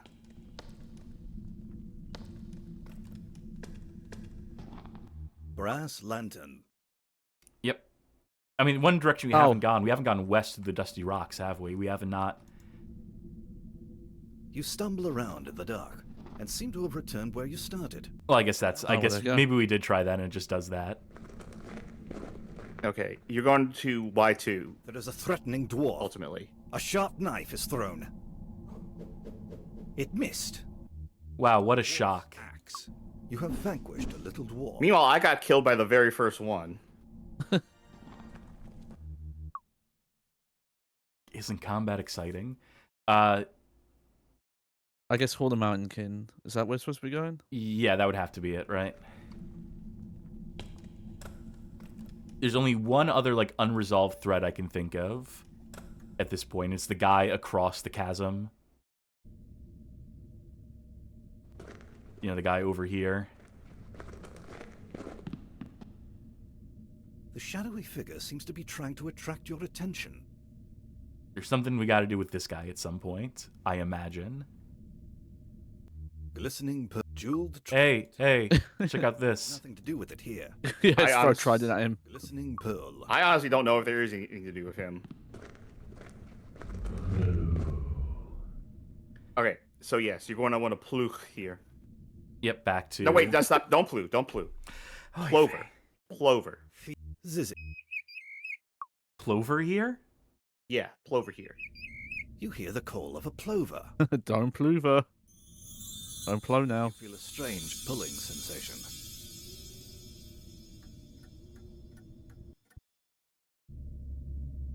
You're in the plover room. Ah, good old plover room. Okay. And now take the platinum pyramid. The platinum. So that's going to be north. You're in the dark room. A corridor leading south is the only exit. What is the... It says, "Congratulations on bringing light into the dark room." Now, how did we accomplish this? What did we do that brought light to the dark room? Congratulations, you won. I don't know what specific series of actions did this, but it did this. Great. Anyway, You're in the plover. Plover out of here. Yeah, plover on out of here. You hear the call of a plover. And then I do like the silly language we end up having to use to describe all these spells. That's a good one, Willie. You're back in the Y2 room. And now Pla. Plu. Now Pla. Plu. Plu. You feel a strange pulling sensation. All right, drop off these treasures. You're back in the well house. Jeweled trident. Platinum pyramid. Glistening pearl. No fanfare, Yep. no. Just We're get good. this shit out of our Well, inventory. there's your fanfare. It goes up there and goes tling, tling. Okay, so I just want to take a count real quick of what we have and what Uh-huh. we've missed out on. There is a large sparkling Gold ore, here. There are bars of silver here. Egg-sized emerald. 3, Glistening pearl. 4, There is a platinum pyramid here. 5, Treasure chest. 6, You are inside a well house. Precious jewels. 7, Home is a treasure in and of There are itself. rare coins here. 8, There are diamonds here. 9. We have 9 treasures, and we've missed out on 3. The golden chain. I'm just assuming where they would go. The golden chain, the vase, and spices. An egg. Well, no, actually, we're getting eggs back. Okay. No, we got the gold eggs back. Oh, the troll. That's right. There is a follow-up. Okay. Right. Oh, and here's the trident. They put the trident in this corner over here. There's a jewel and So I guess that would be 10 items that we have. 3 or 4 that we had to trade in. Yeah. There's 15 Oh, and, treasures total in the game. Hang on, and the greatest treasure of all. Friendship? Turn around, 180. There it Oh. is. Let's sit down and watch. No. Okay. So I think there is one thing left to get. So you're going to want to plu back. Plu. Plu. You feel Plu. This game is a pile of plu, I tell you what. All right, let me check you're back something in the here. Y2 room. Check away. Okay. Do we need get? Again, I'm trying to read this guy because since we didn't follow it, I have to ad lib shit here. I think you need to go back to the Hall of the Mountain King, to the Brass lantern. Secret Canyon, which is that exit there. Yep. Brass Secret lantern. Canyon, which is to the birdcage. Southwest.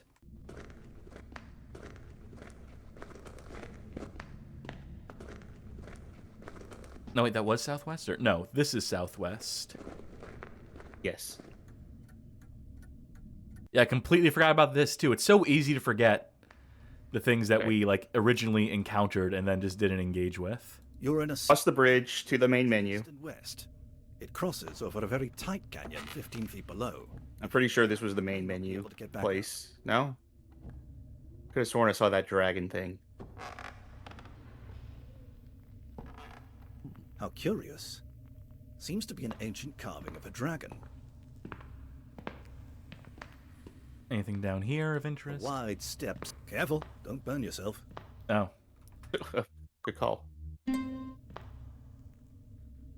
You're in a Just letting you know. east-west I wish I could canyon jump. on I wish I top could of burn below. myself. I wish I could self-immolate like Gollum style.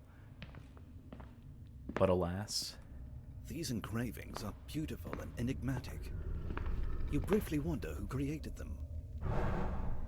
Watch out! No. A huge dragon snoozes atop a beautiful Persian rug. Use your hand twice on him. No. I mean, yes, I will, but Fierce don't give it away. dragon the way.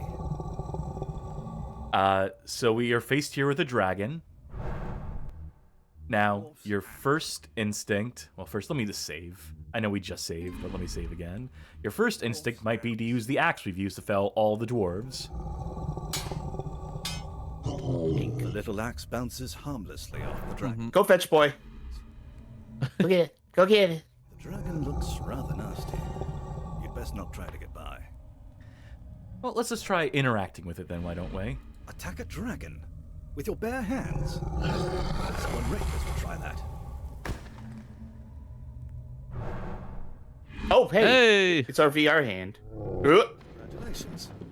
You just vanquished a dragon with your bare hands. Unbelievable, isn't it? Yeah, that's what you're supposed to do. That is the, A huge defeated dragon is lying off to one side. Poor guy. There is a Persian rug here. All right, Okay. now drape it over his corpse. There's no use for that here. Yeah, that was a pretty bad animation for what is, you know, a pretty silly puzzle solution. Yeah, that makes sense. Just a very, you know, we gave up on trying to do anything here, or, you know, come up with like another type of puzzle or any of that stuff Touch that in the you logic of the original game electrocuted. in its development. And so, you know, because this is a one-to-one recreation of the game, as much as that is possible within the confines and construct of this. I was gonna say it's possible you could haul ass, get the gold eggs, get back to the house, and then drop those off, and then continue the game. But I have a feeling that we're gonna hit endgame before you have a chance to get there. Do you want me to try it anyway? You can try, yeah. Let's do You it. can try to either drop this off or get the eggs and drop them off. All right, how do we get the eggs But- back? I forget what you do with the troll. Not the troll. You just go to the giant's place. You can just get more eggs. Ooh, okay, yeah, that's a good idea. Right, because the chickens would have had time to lay them again. Yeah. Let's do it. The Yeah, moment let's... that you looked at that rug, though, you're now on a timer. Oh, yeah, you're right. Oh. You're totally right. Let's do it anyway. It's more fun this way to have like tension, and I have a save in case we need to. Okay, you need to direct me to the giant place, or you know what? No, you don't. Yeah. I have an idea on how to do this in the most efficient way possible. Also, you could plume out and just drop off the rug for guaranteed points. Fee, fi, fo, Or you could do that. Yes, that's perfect, actually. fo. Yeah. The golden eggs have vanished. Huh? What? What? Fee, fi, fo, fee, fi, fo, foo. I don't have an answer for you. I don't know. That won't work here. I guess go back to the house. Drop off the thing. Is that like a contingency to prevent you from... I want... Oh my Don't god. understand. I know what... Okay. We're going to rewind in time to before we looked at the carpet, before we fought the dragon. Okay? We're gonna go back like this, and I'm gonna test this out. It might also be that the way we're supposed to get the eggs back normally is supposed to be through the troll. But we'll see. Fee, fi, fo, fi, fo, foo. The golden eggs have vanished. No, I don't have an answer for you. I don't know. Okay, so we're just how gonna that walk works. back to it. I think what it is ultimately is that we can go back there, we can walk back there, but if you try to teleport, the game sees that as you getting cheeky and it punishes you, and it's just telling you like straight away because it knows what you're trying to do. And that's basically their way of saying, no, you're gonna do this the hard way or not at all. So let's do it the hard way. Let me double check. Are you supposed to be able Brass to? lantern.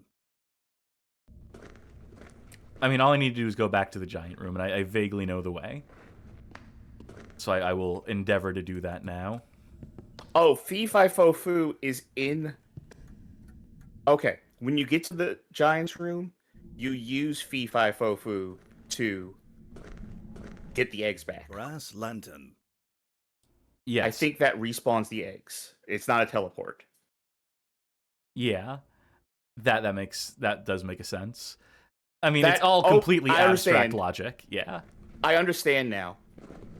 When it said the golden eggs have vanished, like imagine that you're the troll and you're holding your golden eggs, and then all of a sudden, oh, they vanished. It's letting you know they teleported, even though you should have no reason to know that they have Yes. vanished from the troll's inventory. Yeah. It's a limitation of the expressive abilities of Willie Crowther and or Don Woods in that time. And because this game is making absolutely no effort to modernize or to make it more accessible, to streamline or to improve on the original puzzles. To be clear, it has. In what way besides the auto map? Go. No, that's it. I mean, the auto map is it. The bare minimum. I'm saying that what they needed to do was fucking rewrite bits of text, was to make things more clear, was to add more detail, Alan. I mean, they also included a compass at the top of the screen.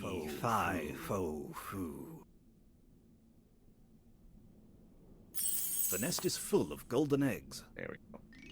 Yoink. Okay. You never do run into the giant, to my recollection. So now you can go back to the dragon, get the rug, drop off the treasure, and we start endgame. Yes. The timer begins, the countdown.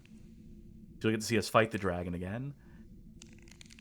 I mean, obviously, I say these things, and, I'm speaking as someone who wants a game to be good. And you're going to give me the arguments, well, they're trying to, they want to do is be as faithful as possible to the original while just adding the bare minimum of conveniences. And, not every game needs to be for everybody.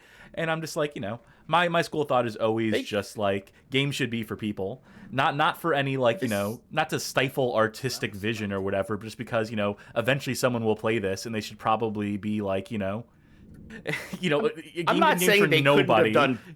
I'm not saying they couldn't have done better. But I'm saying, I can understand, an idea of I have this thing that I want to do and stick to. And even if it's, you could argue, hey, this isn't the best idea. Maybe you should do more of this. Or maybe there's, you could stick to this idea while doing more to improve, things. Because I do have issues with this game, even trying to take it at face value of what it wants to be. But, at a certain point, if you want to make something that is very much of a style that is in and of itself abrasive to certain players in terms of how it plays, that's fine. They still could have done this better. Do you think that Roberta and William were being deliberately confrontational? Do you think they had any idea or notion of that in their head, or do you think they just think that this game rocks? They just all they can think of is man, I remember this game and I remember the solution, so therefore players now should be made to solve it in much the ways that we did. They should have to deal with every bit of arcane wisdom that you need, and that they're going to engage with it in the ways that we envision them engaging with it, and not even considering the modern headaches or headaches for modern players who have been acclimated and trained in a certain way. At least for Ken's sake, Roberta's, I don't know. But the impression I get from Ken's sake is that, yeah, he probably did want this to just be I want people to experience this closer to what we would have done in the original.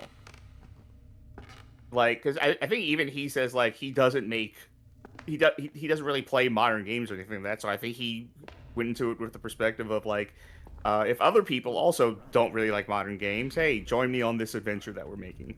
Maybe it wasn't a great idea, but there's no use for that. I don't know. It's my only thing is that I don't think it shouldn't exist. With your bare hands. It existing is fine. Beautiful. You just vanquished a dragon with your bare hands. Unbelievable. Poor dragon. I even think this could still be a commercial product. $40, even the $25 that it sells for now, I still think is too much. Yeah. We'll get into it more. We will pick this thread up. Should I backtrack or should I move forward? Should I drop the stuff off or should I continue ahead? You should go to... Let me see. Let me double check. I think you're going to want to go to Y2 and drop this shit off. Okay. Because now that you're in a time... The timer is basically you cannot leave the cave anymore. And since we have all the treasure we're going to have, just drop it off and get back into the cave.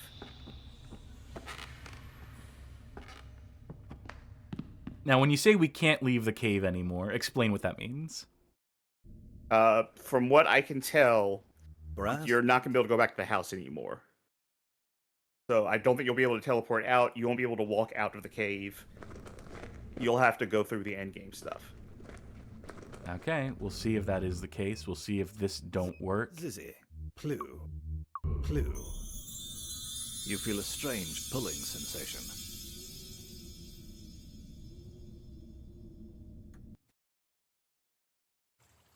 You're back in the well house.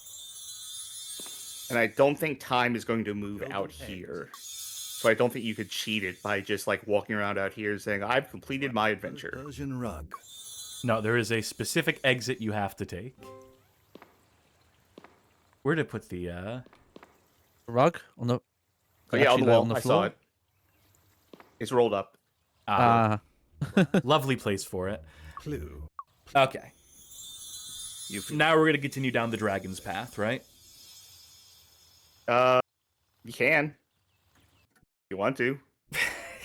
At this point, like the game ends over at wit's end. If you want to just like walk around and look at stuff, sure. But you've done everything. Yeah, we might as well examine the last thing we've yet to examine. You know, for completion's sake.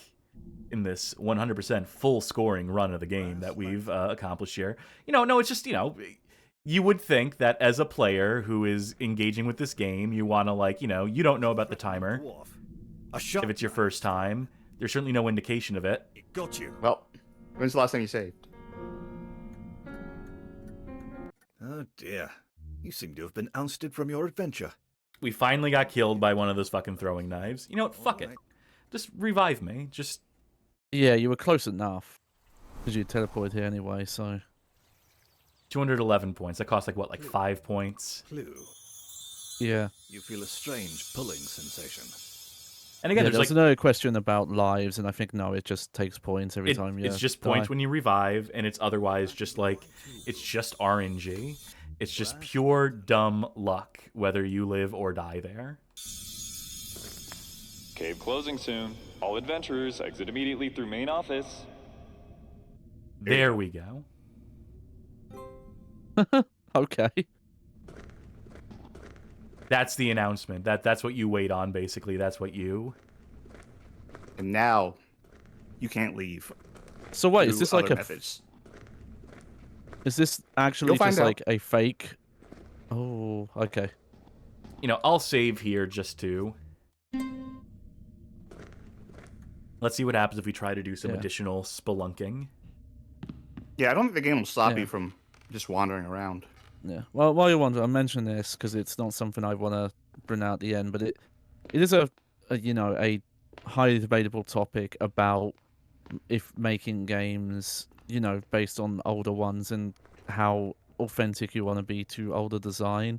I always think of Shenmue 3 that goes out of its way to be designed like a game that was designed in like 99. Use of the dwarves who Arguably, it goes even further backwards in some ways, but I'll get to that one day.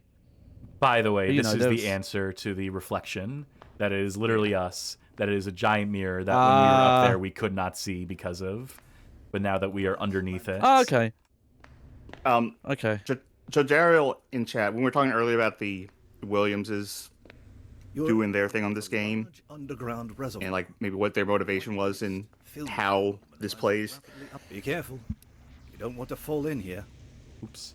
Sorry, I had to cough. Reservoir. A rope Um, tied to a small. They say, I imagine they thought the game as perfect as is, that like the Williamses put bullshit puzzles in their own games. Yeah. No, that's a fair point. So they just. Again, they're archaic. They're dinosaurs. Yeah. So there's a boat. We can't I use mean, the that's boat what because I'm- the boat doesn't belong to us. Never mind the fact we stole 15 treasures in a playthrough of this game, but you know. You're above a chamber where a large slab. Oh, has fallen. Jorio does remind me. Yes, Shenmue 3 is getting a update apparently to modernize it. I'll see it when I believe it because I feel like that would take essentially remaking that whole game to do that. For the benefit of absolutely no one in the world. Well, that's the thing. I remember talking to people when Shenmue 3 came out, and it bombed so hard that Deep Silver even publicly stated, "Yeah, this bombed," which is rare. Like companies usually don't say that outside of like investor meetings, and even then they try and put like positive spins on it. But yeah, I was asking people like, "Well, who's this for?" Because the original fan base was tiny, not enough to keep the series going, and Shenmue 3 sold poorly to the point where it's probably never getting the story finished. We're not going to get all 10 chapters or whatever. Wasn't there a hoax? Suzuki's grand vision. Wasn't there a hoax about that there was a new sequels. one coming out Yeah. that Yeah. had like... But yeah, I asked people because I was like, surely you would want this to be successful. You'd want more fans so that the series can continue. And I saw some people say, no, I want it like this. I want it busted like it was made in 1999 and we didn't know better. So yeah, there is an audience for that. Mhm. No, again, I think counterintuitive to, Construction company. you know, they're kind of damning themselves there with that Building something. desire because yeah, they're not getting that sequel. I'm shocked they're even getting a remaster of Shenmue 3. So you just need to waste time in here, and you can waste time just by like using the eyeball to look at things. You are at wit's end. Oh, okay, yeah, because actions counters. Yeah. Yeah, imagine I say, yeah, a lot of people say Shenmue 3 is significantly worse than 2. Yeah, 1 even. It is a step backwards in a lot of regards. So we did save time by that. Okay. You're at the northeast end of a large room, appearing to be a repository for the adventure tour. The room is bathed in a bleak yellow light. On one side, you see dwarves sleeping on the floor, snoring loudly. An immense mirror hangs against one wall and stretches to the other end of the room. Various sundry objects can be dimly glimpsed at the distance. Meta ain't new. It's always been here. You're at the northeast end of the repository. There is a nursery of baby beanstalks here. Interesting. There seems to be something written on the underside of this oyster. Looks like a clue. It'll cost you 10 points, but if you wish, look at it again. I'll read it for you. Why Yep. would... It says, Okay. there is something strange about this place, such that one of the items we've known now has a new effect. Horrible hint. It is too Give me a Check your fucking inventory. refund on that. Yeah, I was Your gonna inventory say. should be empty now, I think. We'll check that. Yeah, okay. Anyway, I'll let you Baby oysters. decide what to do from here, because this is pretty linear at this Best not point. wake them. Yeah, there is. Let me examine the room a little bit. You're at the northeast end of Before the you looked at the beanstalks, a part of me just You're at the assumed that was a weed northeast end farm. of a large room. I don't know why. You're at the northeast end of the repository. Oh, you realize, though, An errant rock. that this is like the best chance we have to get a close look at the dwarves. There was an invisible wall. Was Wait, there? no, there wasn't. Oh, there is. Yeah, it's around them. Okay. This is still closer than we normally ever get to them.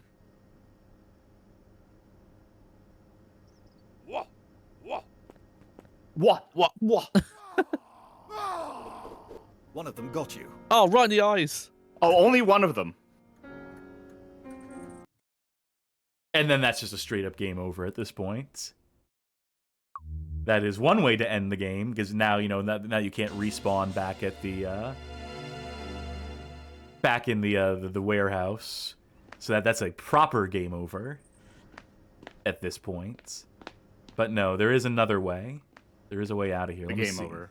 Oh, An errant rock. now bash their heads into a You're rock. at the northeast end of the repository. You're at the southwest end of the repository. A vast mill stretches off to the DLC coming soon. nearby. You see a large steel grate. You see a pit of green vipers. You're at the southwest end of the repository. You're at the southwest end of the repository. Imagine if this wasn't in the original game and this was just something the Williams has added. Keys and mail. This was their big subversion. A 3-foot black Yeah. rod with a rusty star on an end lies nearby. We got that back. You're at the southwest end of the repository. There is a row of wicker cages with sulking little birds. They can't help you now. No one can help you now. Not your friends, not your pastor, not your bird. Sorry, it is black rod. Examine it. That is useless right now. Examine this. The star fell off. Black rod with rusty marks on the end. I accidentally cut off. You notice a little wick. It said, Rusty marks on yeah, the little There's wick. a little wick at the end. Black rod It's dynamite. with rusty marks Yeah. on the end. Small rock. Black rod. Is with it rusty this? I use it on. I can't remember exactly where, but there's a place where you use it like dynamite. Do you need another thing like flint to strike the stone with to make fire? I don't think so. You're at the southwest end. And if I did, that- they have not done a great job of highlighting where that would be. That would have been my first guess, but maybe. The star. Can you is of pick no up this? use. No. There's no use for that here. Okay, just remind me where I need to use the dynamite. Let me check. Because, I mean, the greedy person in me wants to use it on the treasure vault. You're at the southwest end of the repository. Go to the dwarf room. And you go to the north end of it.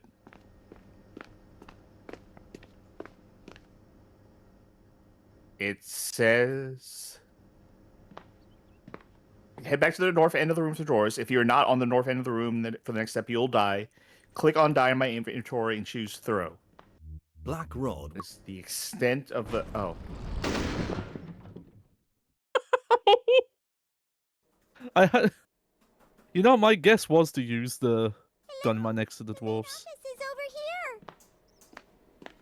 Welcome. Come on in. You're gonna have to pay for that wall. Monty Python's Flying Circus. Congratulations for finding your way here. Your adventure tour has completed. Please, see your score. You work here now.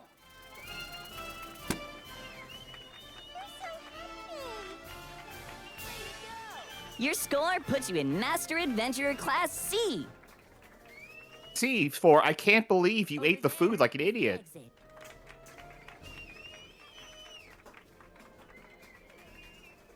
Have a good day. Blahat says, sweet 3D elf bowling. Hell yeah. Do I get to keep the Volkswagen bus? No. What is that? Hello.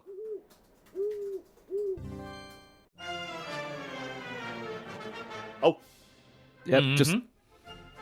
It's like I'm playing Hogs of War on PlayStation 1 again. That's it. So let me go ahead and tell you that having higher scores, I don't believe it does anything except change your adventurer class, so it would change what the elf says. Special thanks to That Jeff was Roberta Keeley, Metal Williams, I Jesus think. Rocks. Thanks, Jeff. Oh, I've heard of Metal Jesus Rocks. I've also heard of Jeff, I should say. yeah. I think the score elf was Roberta Williams, actually. That or the one who greed you in the hole. Well, that was a different credit that said greeter elf. Oh, I thought they both said Oh, greed elf. nice stock photo. Yeah, just literally a stock photo in the background for this. Very cool. Right.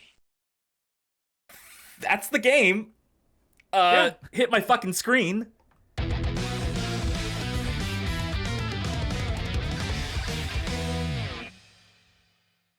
Yeah, I didn't know anything about that ending. Yeah, I guess all like Stanley's Parable and Accounting Plus and all that shit started here. Wow. That's what I said. Meta's always been here. Yeah. And I exited the game, which means it just closed That's the game why out. Charkie played it on their Meta Quest. Yeah. Oh, should have. If you were paying attention, chat, there were hints throughout the playthrough. So, let's go ahead, blip out of existence briefly, and You know then what's pop back weird? in. Is that when I launched the game, it said like, "Hey, will you allow this to take camera footage of your surroundings? We might be using this for like augmented reality stuff. Who knows?" And I was like, "No, thank you." But I wondered if I was making this and I wanted to do something cool-ish. At the end of the game, it would go augmented reality, and you would like blow up the wall back into your own like room that you're standing in. That would have been an in real idea. life. I don't know what they Uh-huh. actually do with it though. in Nothing. VR though. Probably nothing. Well, I mean, if it does something with like scanning your room for like AR reasons, it's probably something working. I don't know what though. Before we get to final thoughts, let's obviously just comment on that ending and just how out of nowhere it is. To say, that's part of the original game, is that you figure out to burst through that wall. Then the descriptive text reads that you're like in a farm of cubicles surrounded by elves. It describes the adventure tour, and it's basically just like a it's a piss take ending. It is just like they didn't know how to end the game. They didn't know. They didn't care enough to write anything particularly elaborate. Just to go with the joke ending, and that is like the ending that you get. And the scoring element of it was just a self-satisfaction thing. There's no true ending that I am to recall that for having the full 350 points, other than the knowledge that you earned the 350 points, and they give you your adventurer class rank A or what have you. Because, the satisfaction should have just been in knowing that you cleared the thing out and did it with so many points under your belt. And if you didn't have the maximum score, you're just driven by an internal desire to get the maximum number of points. A desire that I am not overcome by, that I am not motivated by in the case of this game, in the case of this 2023 Colossal Cave. And, to be fair, I wouldn't have been motivated back then either. As much as there are games I like to 100%, games that compel me in whichever ways they do to get 100% completion, this is just not a genre of game that I would be personally compelled by to do so, knowing that it would require so much in the way of meticulous routing and coming up with solutions to do in the minimum number of turns, the minimum number of moves, to avoid the likes of the pirate and the dwarves that toss the axes at you, which is, the primary impetus to try to make the most efficient route possible. And it's just not fun to me. And I can't imagine that this version of this game to a first-time player who is experiencing this in its capacity as, a look back on game's history, I don't know who among them would be motivated necessarily to replay it for the 350 points as well, unless they were under the illusion that there was a better ending waiting for them if they did. Which, again, unless someone wants to prove me wrong, unless someone wants to completely embarrass me right now and, look up to see if there's more than one ending to Colossal Cave 2023, if there is a extended ending that we're just not giving the Williamses credit for, this would be the time. Yeah, I'll double check. You double check that on YouTube or what have you. And for our part, I think it is time to move on to our final thoughts now that the game is done and dusted. I will go last. And I will give you, believe you me, Charkie, when it is my turn, I will give you time to interject and to debate me in this, the marketplace of ideas. But before that, I do want you to go first. All right. Well, ProSector says, what a pretentious game. I don't necessarily know what you're that's not the right word for about. it. Not the right word at all. No. Yeah. But regardless, I'll get this out of the way up front. I think ultimately, if I were to see this game and review it and rate it, I'd be like 5 out of 10, maybe 4 to 5 out of 10, somewhere in that range. Because I don't know, as a point and click adventure game, middling. Doesn't really, outside of its historical context, doesn't really do too much special. It has some moments that I thought were kind of funny or clever. The mirror gag is kind of funny. I like if you throw the axe at the troll. It's just sweet axe, but no, that's not going to count as payment. Uppercutting a dragon is kind of funny, but it's staying very close to the original game, which, was doing things that were new for the time, one would suppose. Even if you think the meta ending of oh, this was all a fake thing, that would have been newer back then too. Still though, I think the act of playing this game, looking at what it is, I would give it a 5 out of 10.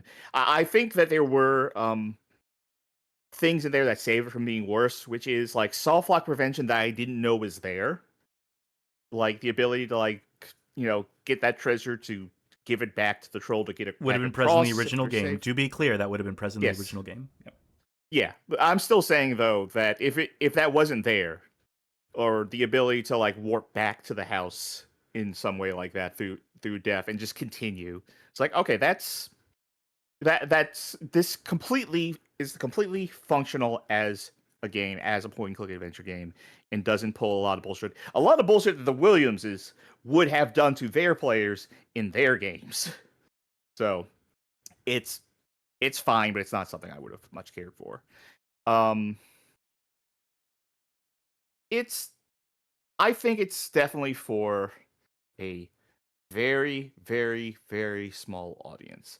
I think that audience is mostly Ken Williams, and is perhaps people that were like Ken Williams. I would imagine, I cannot say what is in the man's mind. Besides boats, it's probably boats most of the time. Oh yeah, in his heart. The open sea. But I imagine he was like, I want to do this for me and for the people like me, the dinosaurs, the people who were like, yeah, this is the game that we grew up playing, the game that inspired us, and now we can see it again in a whole new light that I will provide here. And maybe the younger generation will be able to pick up on this and see the magic for themselves. And they wouldn't really like the point and click, even though the point and click still goes to this day. There are still people out there making it. This is a particularly archaic one, so I don't think this was going to get too much in the way of new folks involved in it. But for what it is, this is competently done, I think. But in a very bare bones way. This is very Spartan in a lot of ways. It does look very budget. I'll say that. I am kind of using that as a pejorative here. It looks budget. It wasn't price budget. I think that's the main issue of this game. Is that like even now, like that $25, that's too much. I think for this. I know you're gonna go on about it. Yeah, I'll wait till you talk about the commercial product thing before I go more into it. I mean, do we want to just take care of it here? Because I do think it's a conversation worth having, and it's not necessarily the direction I wanted to go with my. I have a very specific idea of how I want to do the closing. So let's talk about it here. Okay. So should this be a commercial product? My gut reaction is like, if they want it to be, yeah. Like, and there were people who worked on it, people who did labor for it, and to be clear, the Williamses have a lot of fucking money. They could have paid for this if they could have paid people like just straight up if they wanted to. I'm sure they did. They obviously they paid a wage. But if people are making residuals off of this game and off of their work, which you would hope they would, that's fine as a commercial thing. Like, yeah, the Williamses have more than enough money, but for everyone else who worked on it, if they got a payday, if they got their wage from this and they are able to make some sort of residual off continued sales of it, that's fine. The pricing of the game, again, like I said, I think it's too high, but I'm not going to begrudge anyone for selling a product that they worked on.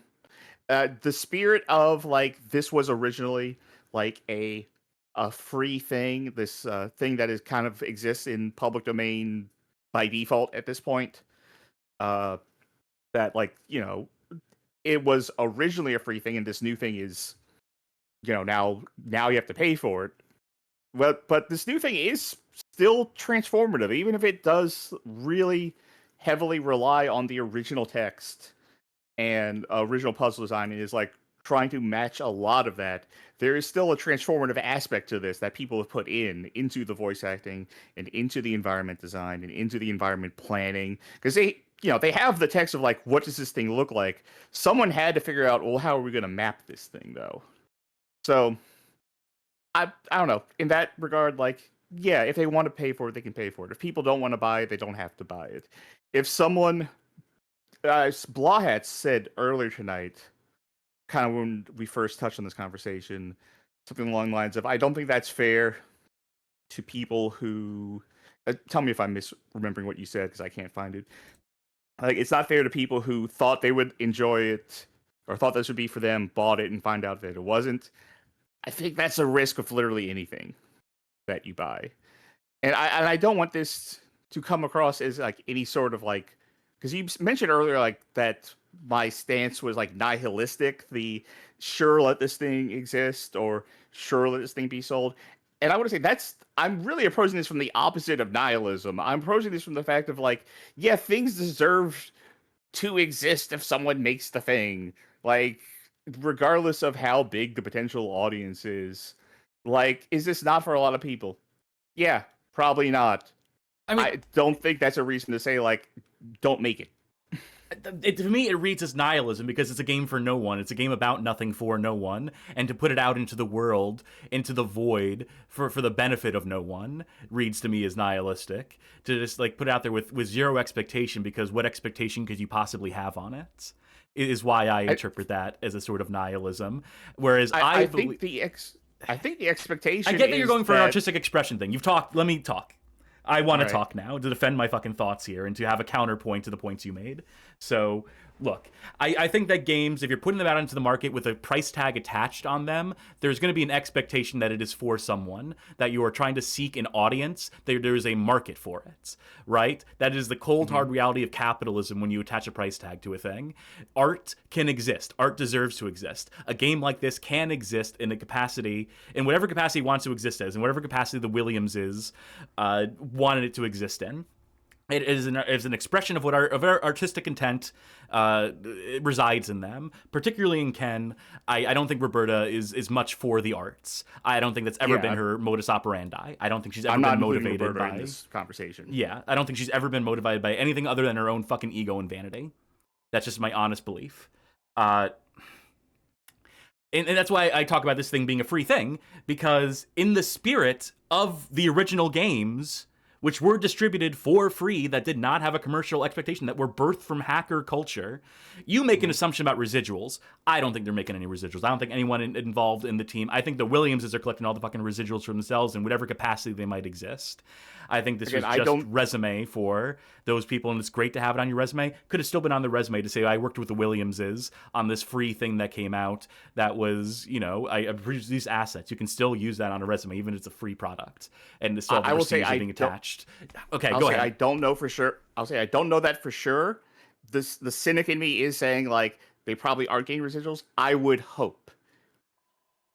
In a just world, I would hope that people are managing to get some sort of other payday off of this. I don't think they fucking paid Don Woods and William Crowther. The only impression that I get, and this is me being maximum cynical, maybe they did actually pay Willie because of how flatteringly that the daughters were in that tweet that we read at the beginning of the episode today. That feels like people who were bought and paid to say nice things about the Williamses in the game they made. So maybe at the end of the day, if there is any sort of light in the tunnel here, maybe they did get paid and felt the need to come back with that to glorify the Williamses' egos in that way. But no, I just think, my thought on this, and this is before I get into my final thoughts, but just to, like, you talk about this being the realities of, like, putting a thing into the market and it not having to be necessarily for anyone, or that even something like this, as esoteric as this, will eventually find its audience. And, complaints about the price tag aside, and how high it's priced, I just think this should have been fucking free. I just think this should have been free fucking ware in the ethos of the thing that was the original product that inspired Roberta and Ken Williams back in the day. I think they had it in their bank accounts to put this out for free. It would have generated way more interest in the game for this to have been free. It would have meant more people playing it, experiencing it, potentially actually able, like, to fall in love with it in the way that the Williamses fell in love with adventure back in the day. I think it would have been good for their legacies. If Roberta is so goddamn concerned with her legacy, to put this out for free would have been a great gesture. And then, enough people play it, give you feedback on it, that the next one you work on, the next game, you can charge for that one. If she really wanted to, like, stage a return back to game development, it would have made more sense in the narrative of legacy for her to have done it in that sort of way, and for that to lead to next product in line. So I reject. And that would wholeheartedly. Yeah. I will say I think that would have potentially been a smart move. What you're saying, to release it for free. If the Williams were like, yeah, you know what, let's just pony up all the money. I don't know what the budget of this game was, like, so I can't say. I don't know. But if they were capable of, and I assume they are, that if they were to put this out as a free thing, yeah, that would have potentially been like a smarter decision. Like, I don't begrudge them for charging for it. I absolutely do. They're free to fucking do what they want if they make a thing. But I agree with you that it would have been potentially smarter to release this as a free thing. Definitely smarter to release it as a way cheaper thing than they did. But I think it's disrespectful to the thing. I think this is about respect. I think this is about this whole fucking thing. And I guess, you know what? I am just going to go to my thoughts at this point. You know, I don't want to, because I know Johnny. I want Johnny to say their bit too, and I don't want to just... It's so fucking frustrating talking about this game, because I have a very clear vision in my mind of, like, what this needed to be at the moment in time it was being developed. And, like, you know, in a perfect world, it was made by people who weren't scumfucks. What this game would have and could have been. And I think, you know, like, if this game is meant to be a love letter to the thing, part of that love letter is the fact that it was fucking freely distributed. And I just think the Williams are bereft of human emotion. I think they're so fucking far removed at this point. I was going to tie this whole thing into the fact that they became fucking 1%er millionaires on their fucking yachts, and it completely disconnected them from reality. They're completely disconnected from, like, advancements made in the past, like, 20, 30, 40 years. That they're just completely disconnected from fucking human beings who consume video games and the reasons why they do. And they always have been, in some capacity, as indicated by interviews with Roberta Williams.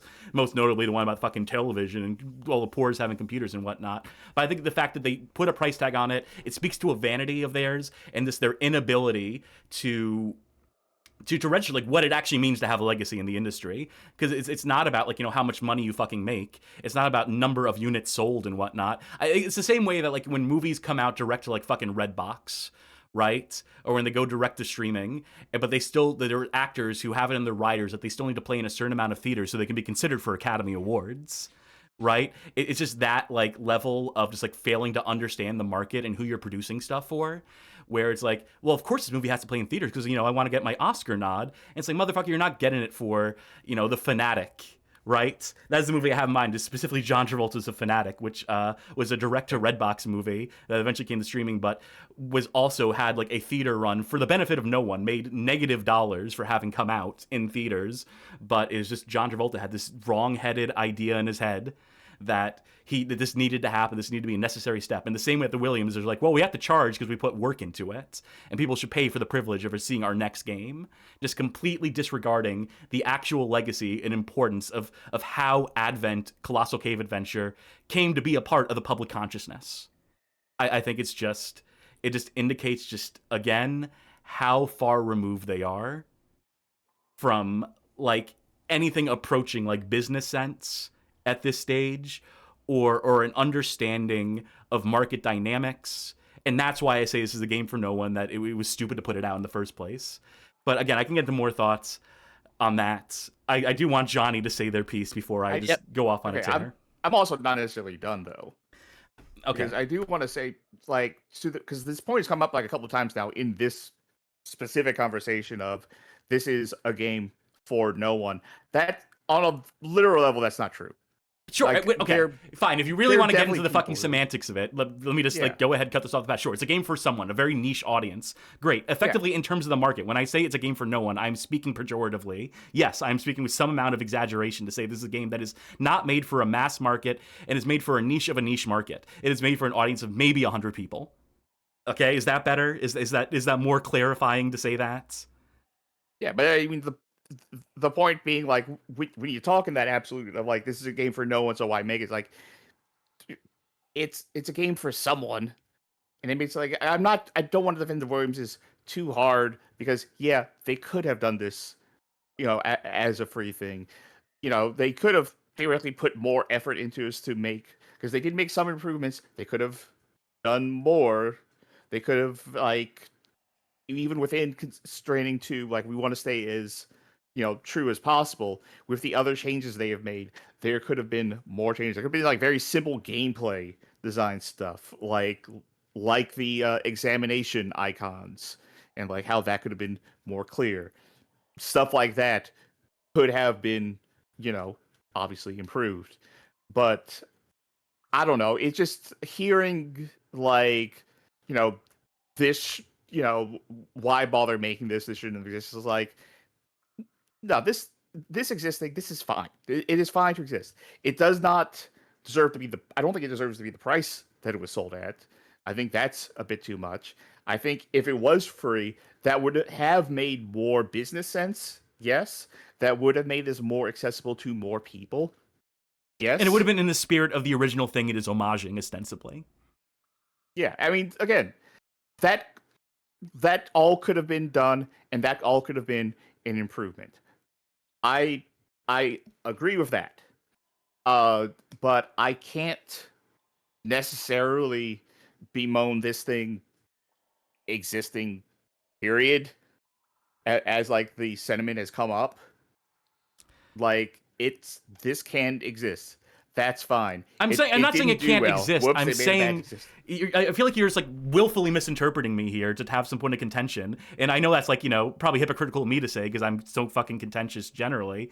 But I'm not saying like you're twisting it to say like, oh, this game doesn't need. I'm saying it doesn't need to exist. That doesn't mean that it shouldn't exist. I'm not saying whole fucking blanket, like the whole cloth that, like this world would be better for this being an empty space for not having it been conceived in the first place.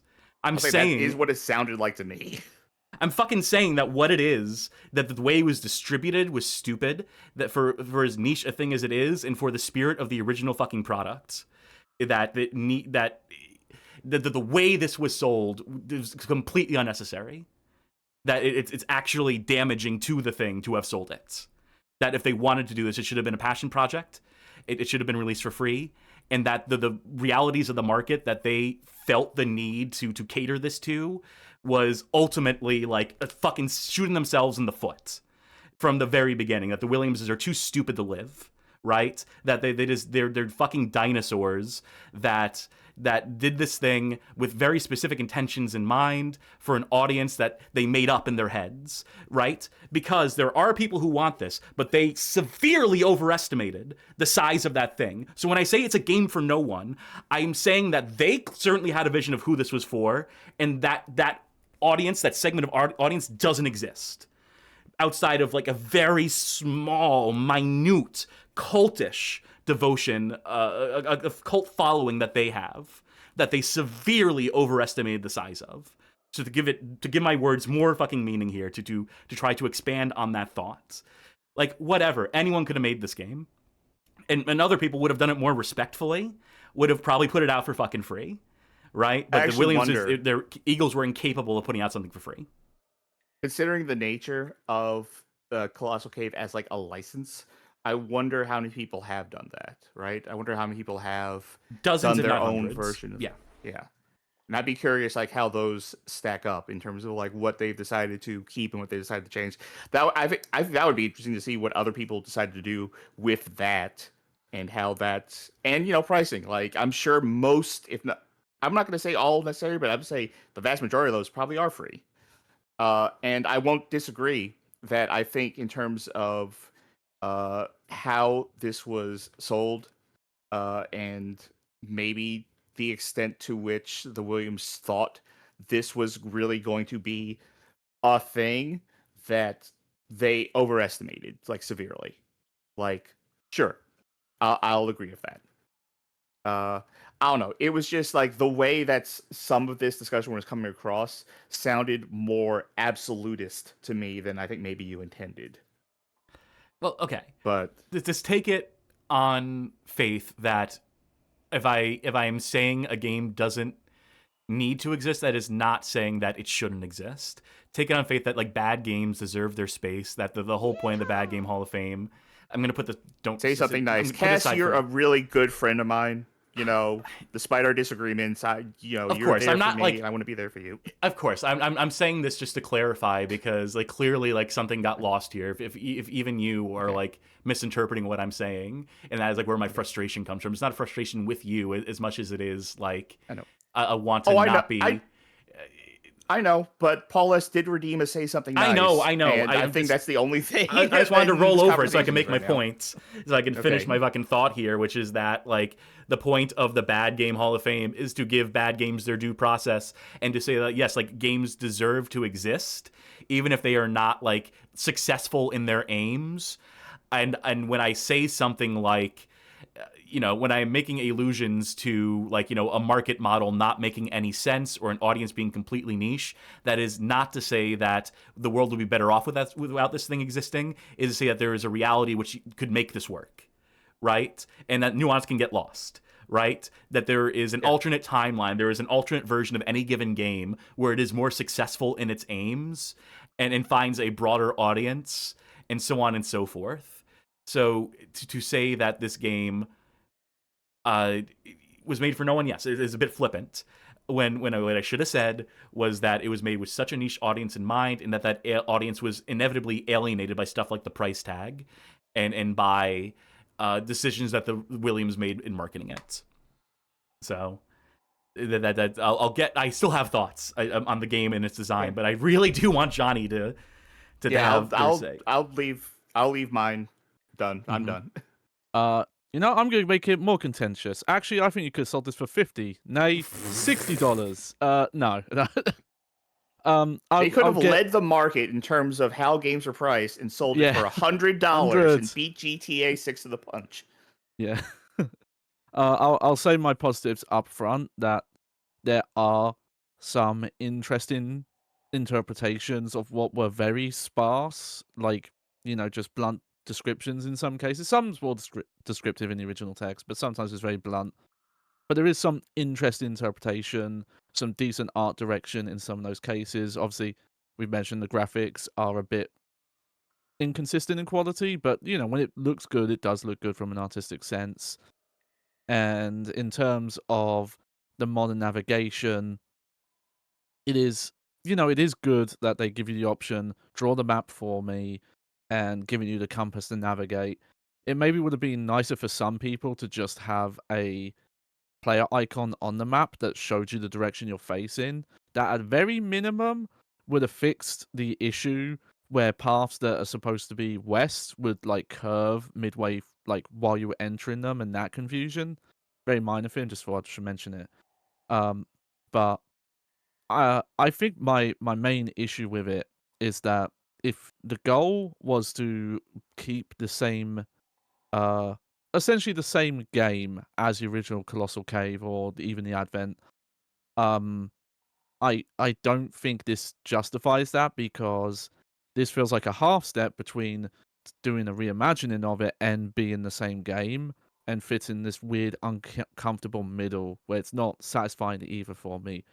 Like, if they had gone for, oh, we're doing a text adventure, but in a way that anyone could play, so give it, you know, like, visual reference for every room, make it so that, like, you don't have to, if you don't want to, you don't have to type text prompts, like, just have words you pick and limit it to what you need to use in a room and stuff like that.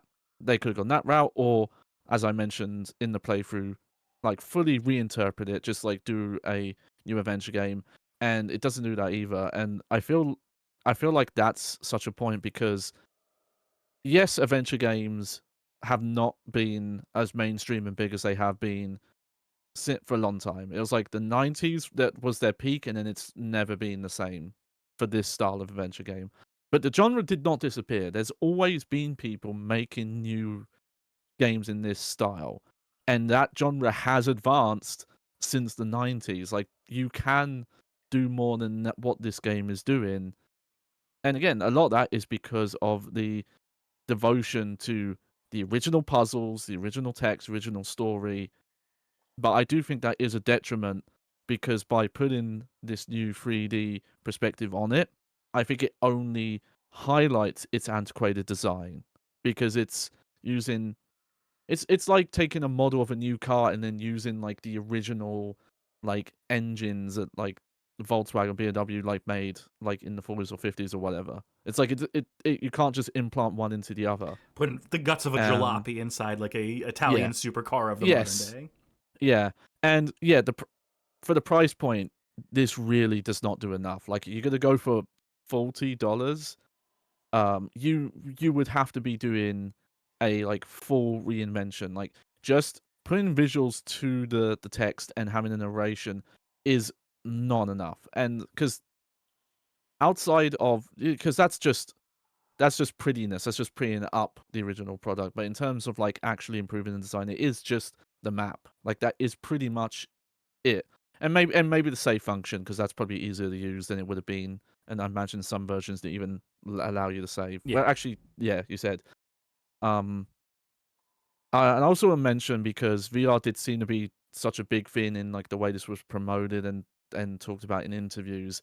This is a very bare minimum VR product. I could tell just from the footage that Charkie showed us, having dabbled with some stuff myself. I recently picked up a used PlayStation 4 VR headset. This feels like a game that would have come out the first year of the PlayStation VR. Of like, oh, Yeah, here's I like could- a smaller studio that Sony paid, and we made this like little walk around cave adventure game. Like, that's the energy this has. I can say, as the person who did play this in VR, yeah, this is.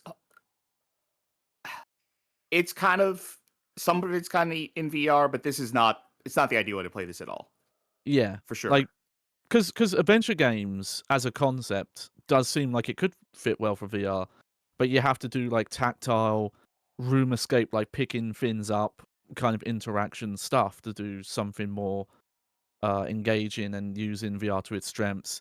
And this doesn't. And like I said, I my theory is that they were looking at like the lowest consumer grade headset and like what it was capable of. So it's like, you can use your head movement, you can point to select stuff on the menus, and like that's the maximum amount of interaction.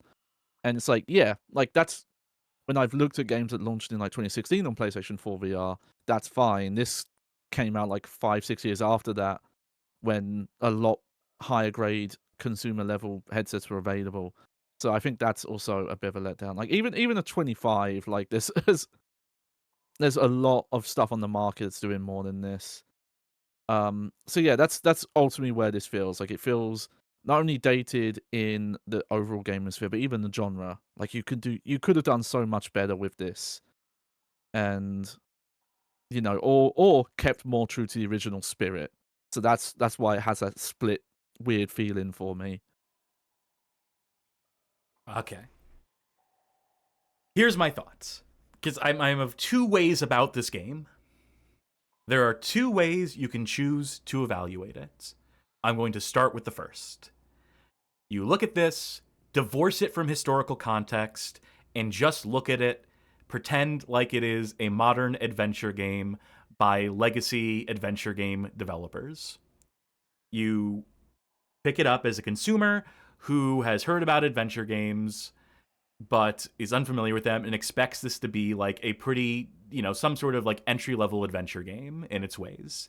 Because the marketing does sort of put that idea forward. And you would assume that something so primitive, it being a remake of that, would, mean that it is a simpler kind of adventure game. And it is in certain extents, to a certain extent, I would say. It's certainly primitive.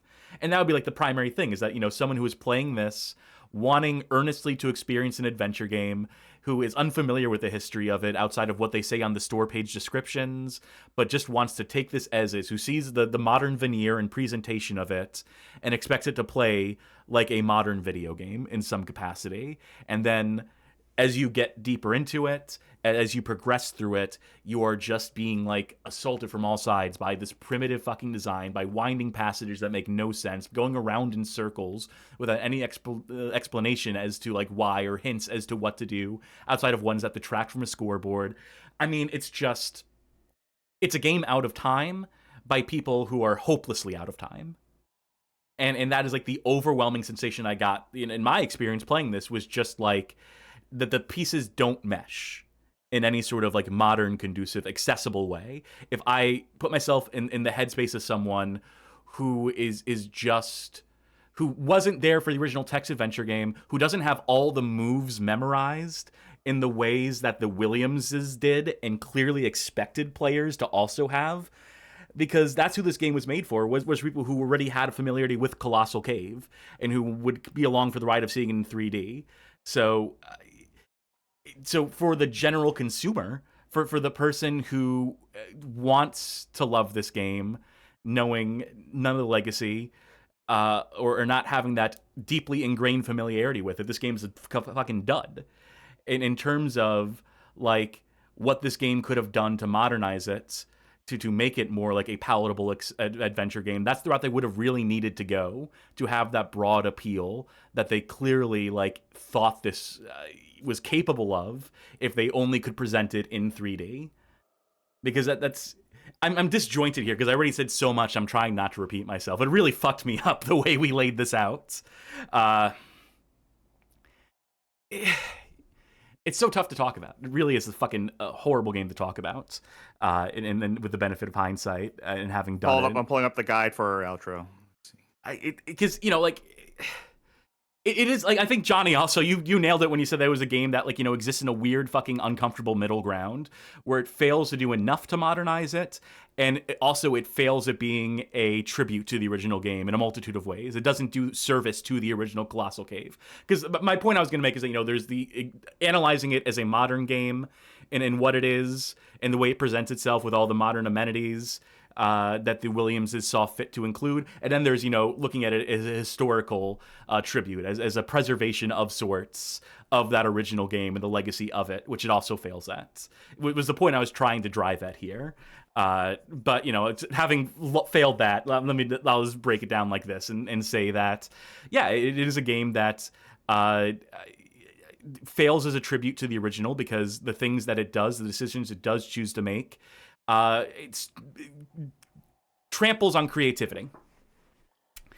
That the beauty, the reason why original Colossal Cave Advent at all resonated with people is because it was a game that demanded that you draw the pictures in your mind, that the theater of the imagination. And, you know, what better room for that than the fiery hellscape, right? That scenic view room where we overlook the lake of fire and whatnot. And, you know, that's a room that doesn't serve any purpose. You don't get points for going to that room. There's nothing to do in that room other than to read that text description and then turn around in the context of the original game. And, you know, as much as it's, you know, interesting to see artistic interpretations of these rooms, it's never going to live up to the visual that you create in your head. That being a player playing it for the first time in 1976 and being met with that description, with that full paragraph of text for the first and really only time in the game that it is that descriptive, and trying to paint that picture in your head, there's nothing they could render here that's going to be as spectacular as that. That the theater of the mind element is completely, like, you know, subverted by the process of turning this into a 3D adventure game. And, you know, there's no way around that. I'm not saying this as to be like, you didn't think of this, because, you know, that this isn't unique to just this, because that's the thing that you run into with any sort of like movie adaptation of like a book or something as well. That, you know, there is a way to do it well, but also, you know, you could easily run into the situation in which the visuals that you're providing is like, well, this kind of ruins some of the magic, doesn't it? Yeah, no, it's a tricky situation. It is an unavoidable situation if your idea that you're committing to is to create a one-to-one recreation of the game. And I think that's the problem. I think they could have just gotten away from that. I think what ultimately would have solved that, the point I was going to make, was that what ultimately would allow them to avoid that comparison, to avoid that like sticking point there, would have just been for them to expand on the fucking game. Would have been for this to have been their interpretation of Colossal Cave, to have been the Williams' lens on Colossal Cave, to have been a expanded on adventure with things that they imagined in playing it for the first time, like, you know, in terms of like conceptualizing, which I don't even know if that's fucking like, is this game in any capacity the Williams' vision, or is it more the vision of the artist they hired? How much of this did the Williams actually like have their heart in? And I would argue probably very fucking little. Maybe if we sat in front of that TV in the cabin for half an hour, you would have had some answers. Perhaps. Yeah. I was thinking of this when I was playing a different adventure game briefly. Look it up. It's called Don't Shoot Your Pants. Classic. Oh, yeah. Classic. Absolutely. Yeah. Unironically. I was thinking, like, what, like, outside of this genre, what's the perfect example of what I wanted this game to do? And it's Resident Evil on the GameCube, because that remake in development at a certain point was Resident Evil 1 with the new visuals and nothing else. And then at some point, Shinji Mikami said, no, let's mess with the player expectations and expand on ideas. And that's always, to me, the prime perfect example of how to do a remake that manages the balancing act of true to the original and new things so that you can still get something out of it. And to show that yes, there is a way to do this theoretical idea we're talking about. It's not theoretical. There's the example. There are concrete from examples. 2002. Games that subvert expectation, I think, is a big thing. Yeah. Yeah, and something like that, and again, especially with the price point, if that's what this project was designed to be, that would have justified the price point. Yeah, I think it would have, to at least, maybe not the $40 price point, unless they really expanded on the caves, unless they really went the route of making the dwarves actual characters that you interact with in a capacity beyond just throwing the axe at them and having a knife thrown at you. That there are directions they could have gone to make this more like a modern adventure game that would have served the purpose of making people appreciate this more. Because I think what the Williams uniquely could have done was to reconceptualize this game in the style of a Sierra adventure. Right, that would have been something. That's what they probably should have done if they wanted to put a proper price tag on it, and if they wanted to really tie themselves into the legacy of this game beyond just delivering this, sort of remake, sort of not. It's the wrong genre, being point and click in the way that it is. So that they already failed. They stumbled out the gates in that way, in terms of this being a truism to the original thing, to the original text. It should have been an extraction shooter. No, it should have had a fucking text parser. Think about it. You go in, you get loot, and you bring it back, but you can push your luck, but the dwarves might get you. This is the original extraction shooter. Sure. They could have had a text parser or just options on screen that appear as text that you click in the style of like a LucasArts adventure game. Right?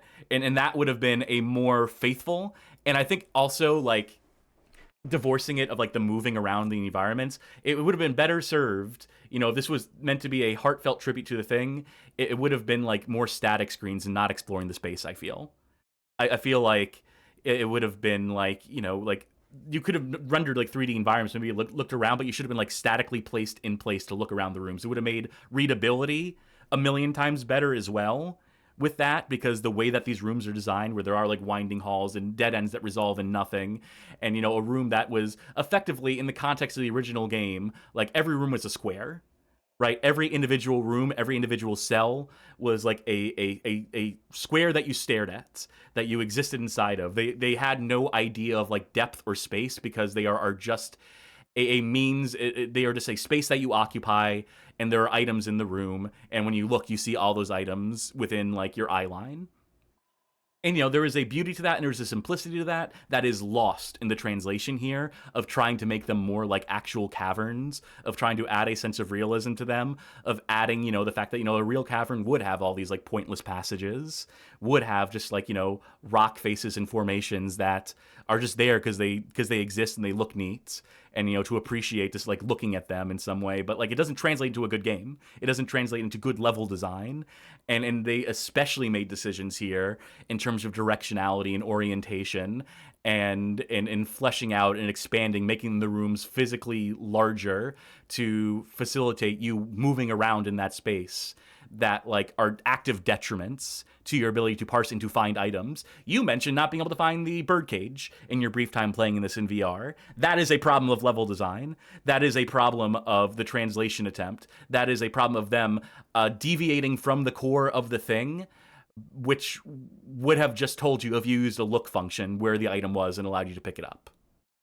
If it had said, if looking in the environment had said something like, you see a birdcage over to the thing, because there was one room in particular that said exits are north, south, and east, and it was that feels like something that could have been in a lot of rooms in this game. I will say I lost the birdcage because I was in a rush, but no, you're right. If the look function, instead of just repeating the exact same thing you had again, was more like a proper text parser look function, where it's items are here that you can notice, exits are here, that would have been better. It would have, and it would have also facilitated a more streamlined design probably. And, you would have at that point run into an issue of like, probably, in that sort of design, the one that I idealize, every room would have looked more the same because every room would have been like the same scale and not had like pointless like winding passages within, outside of the ones that are hard coded into the game to be like you go through this exit, then it brings you back where you came. I'm talking like specifically, I wish I could just bring up the map in game, but like it's that misty room. It's that it's so early in the game.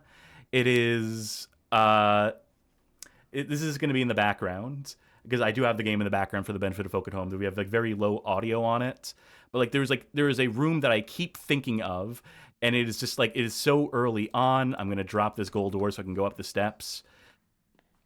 But like it is just like it is the example that I am thinking of in my mind, and it would be so good just to have the visual reference on screen. There's several rooms like it, but it is just like the earliest example that this sort of design doesn't fucking work. I'm wandering over to it now, and I realize this is also like faded out in the background partially. I'll show you where you missed the birdcage. It's because this fucking room, this debris room, which just, appears on the map as it does, needlessly has unresolved hallways. This is where the wand is, I believe. Right. Yes. And ironically, this is actually the room I liked the most in the VR thing. I just didn't have enough time to spend looking around in here because I was like, oh god, I'm gonna run out of time. Because we have so many corners here. The birdcage was here. And again, like this space, and it's a failure to articulate this, and a failure to convey this. I'll duck us out of frame real quick for the benefit of the audience at home, and to show like this is almost a low passage. This cobble crawl that you see the way it snakes and has like these dead ends and whatnot.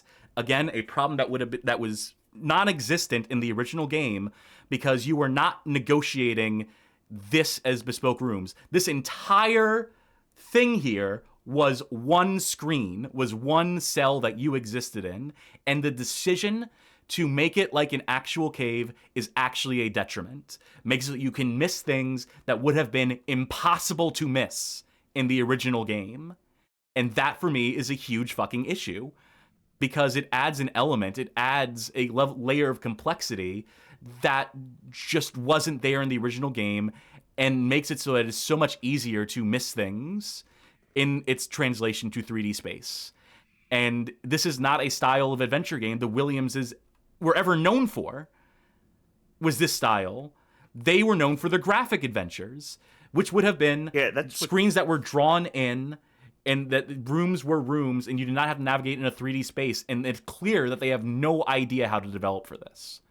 Yeah, that's what makes the package as a whole kind of weird. That there is this disconnect between, like, Roberta saying, like, we're doing this as a way to cement our legacy. Let's do a genre that we're not known for. It's like, that's that weird choice y'all went with. Yeah, absolutely. Unequivocally. And it just makes the product all the more confounding. Like, I could go, like, I could talk in circles probably, and I probably would talk in circles if I tried to go too in-depth into this. But, like, this, just that there, to me, was, like, it was one of the earliest things we saw in the game, and it was immediately, like, just an indication to me that this game is a mess, is a goddamn mess, one might say. And it is the product of completely wrong-headed thinking by people who are so completely out of touch, as I said before, with humanity in one sense, with their understanding of, like, their audience and who and how many are left in their audience and their dedicated following versus like broader market expectations. But there are also those dinosaurs in their design sensibilities, and what value is there really in remaking the original Advent and doing nothing with it in terms of like actually expanding on it, in terms of doing a straight remake with the magical 3D visuals on top of it to bring it into this kind of world? Like, what is the value of that? And that is like an earnest question that we need to ask ourselves, is what is the value of this? What does it add besides complicating it, beyond making it harder to go back to? making it harder to engage with in excess. That to me does not strike me as like a pretty particularly good reason. If it's just for vanity and ego, that'd be one thing.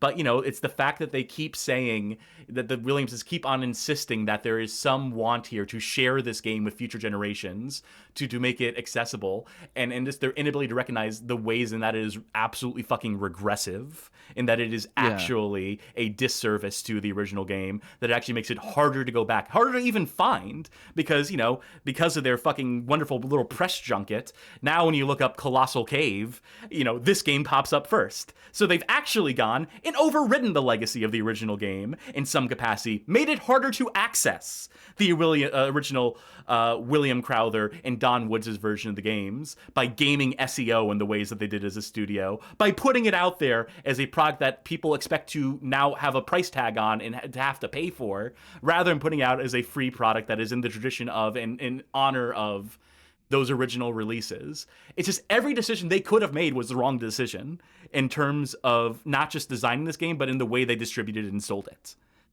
And that's honestly incredible that they could be so fucking out of touch, that they could exist in this world being so completely removed from it. And that is like, it's a damning indictment of them as human beings. Like, I have to go that far with it because, like, these people should not be celebrated. The Williamses have shown their ass so many fucking times between the interviews. And even if you put those aside and want to believe that they've, you know, like, you want to give people the benefit of the doubt and assume that, you know, Roberta's not thinking in the same way that she did 20 years ago when she gave that one particularly disastrous interview where she bemoaned poor people getting access to computers and dummies watching television. But this game, in its existence, is in and of itself an indication that she has not changed. The vanity of attaching a price tag to it for as little work, as much work as you can say put into this is clearly the result of some man hours. Obviously, not the Williamses. It's the people they commissioned to do it. It may have started off as a want to express some sort of artistic intent in Ken's part, but it is not that in the form that it came out as. This is a cynical commercial product that was calculated in such a way as to tie them into the tapestry of adventure games even further, something they already had. They did not need to do this to cement their legacies. If anything, this actually has served to undermine their legacies as being, like, you know, bastions and beacons and like these key figures in the history of adventure games. By going back, it's almost as if they felt a need to erase Don Woods and William Crowther from the story, to take away their ownership and authorship over this thing. It's almost as if they wanted to have been there from the very beginning, and so this is them retroactively stamping themselves over and scribbling over, whiting out the original fucking game to put their version of it up, so that from beginning to end, the consistent narrative of adventure games is that of the Williamses. That is what this whole product feels like to me. It permeates every fucking aspect of it.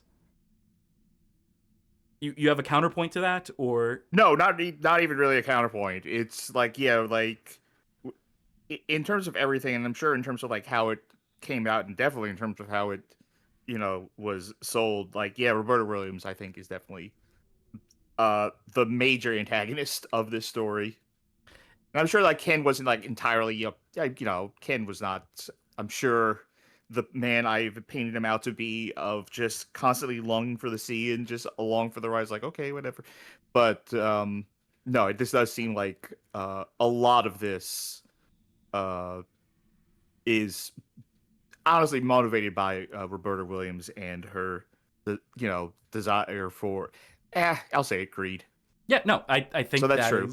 Yeah, I think that shines through in this product in every facet of it. The want to do it to produce it as cheaply as possible, as well, is a big factor, where their original vision was just to use Unity store assets in agreement with Unity, until they realized that, well, no, if it's going to be a legacy game, we need to at least like make some effort. Otherwise, people are going to point out that we just use other people's assets.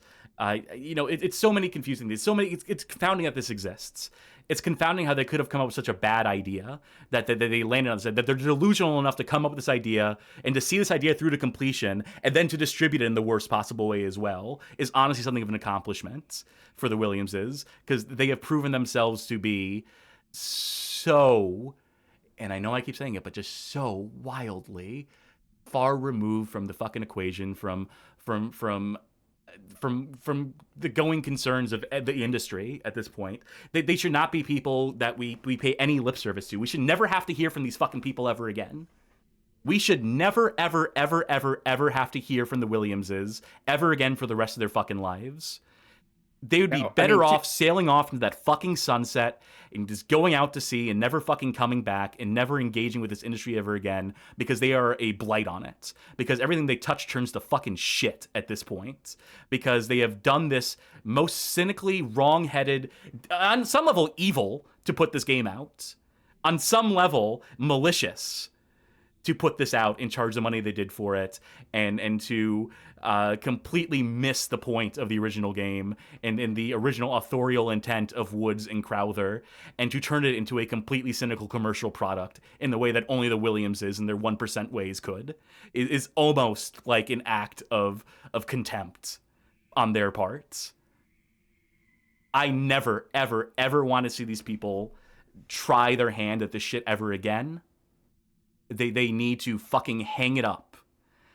And if they do come out of hiding, they do make another attempt at doing something like this, or even like an all-new game from the mind of Roberta Williams, we have a moral obligation to reject it wholeheartedly at this point. I think there is an imperative there to shut these people out, because they are enemies of progress. They stand in their old ways, and they should not be profiting from a product like this. It's hard, again, to say this without just being like completely just like, you know, without just devolving into fuck them. But I do feel like the Williamses, you know, and this is, you know, I'll use this word, capitalism, right? And, you know, this game like offends me. And it is emblematic of the failures of capitalism, and in the ways that capitalism is antithetical to art and to expression, right? The ways that it can, there are times where capitalism and art can intersect, where capitalism can motivate what are great pieces of art, great movies, great games, great books and stuff, which are made with like a profit motive in mind, but not like this.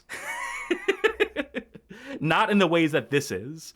The Williamses are such cold, calculated capitalists that any joy of design, any true love or reverence they might have had for this original thing, is completely lost in the process, and will forever elude them for the rest of their days.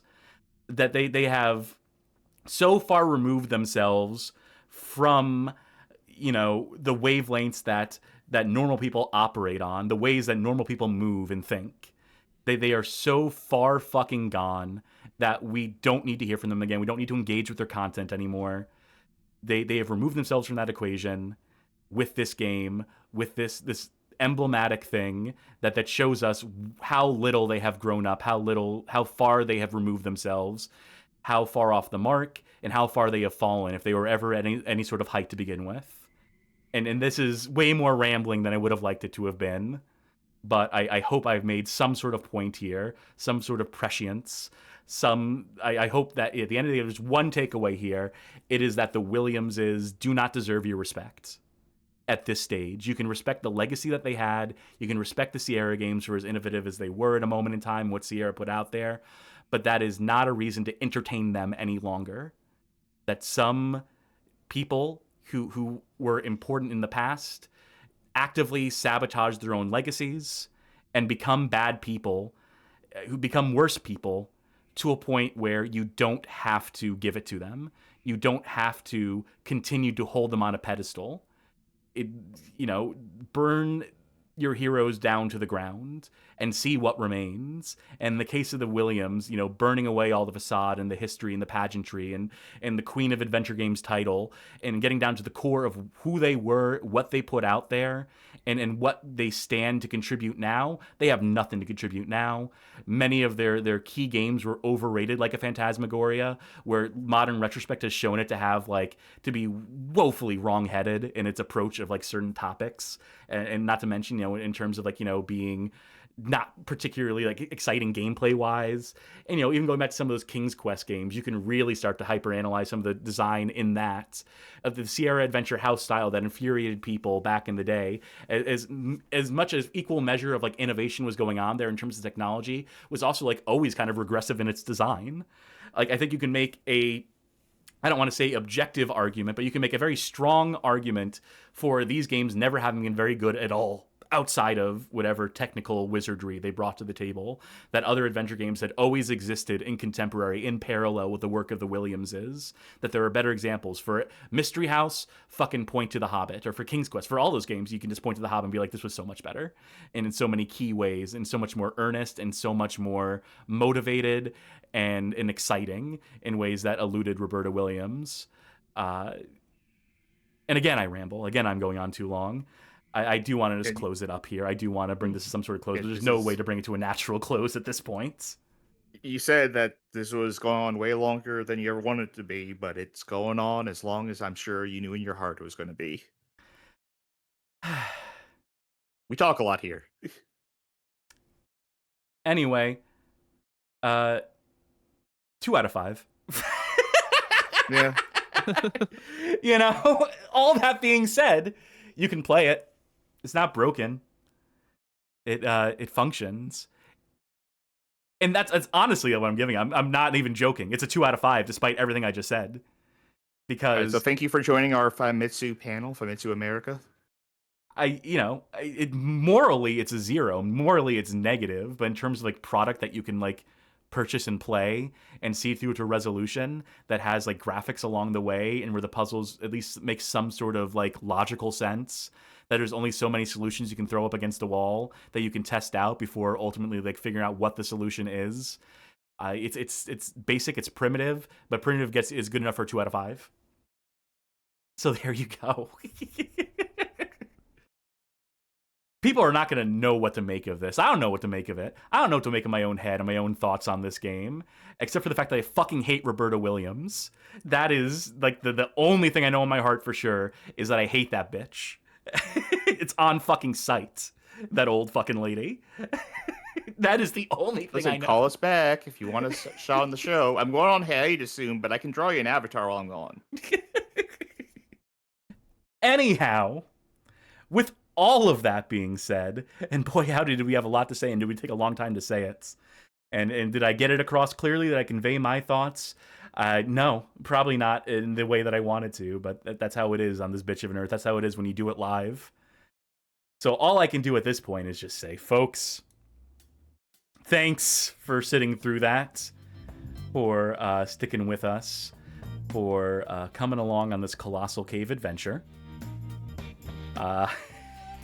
Fucking strange one. What a mess. What a fucking stupid mess. Hey, what's coming up on Saturday, Charkie? Saturday will be the second episode of the N Star Cube N Showcase, where myself, Devious Vacuum, and Sid will be rounding out the currently released collection of games put out by the developer N Star Cube. They make some real horny messes of video games.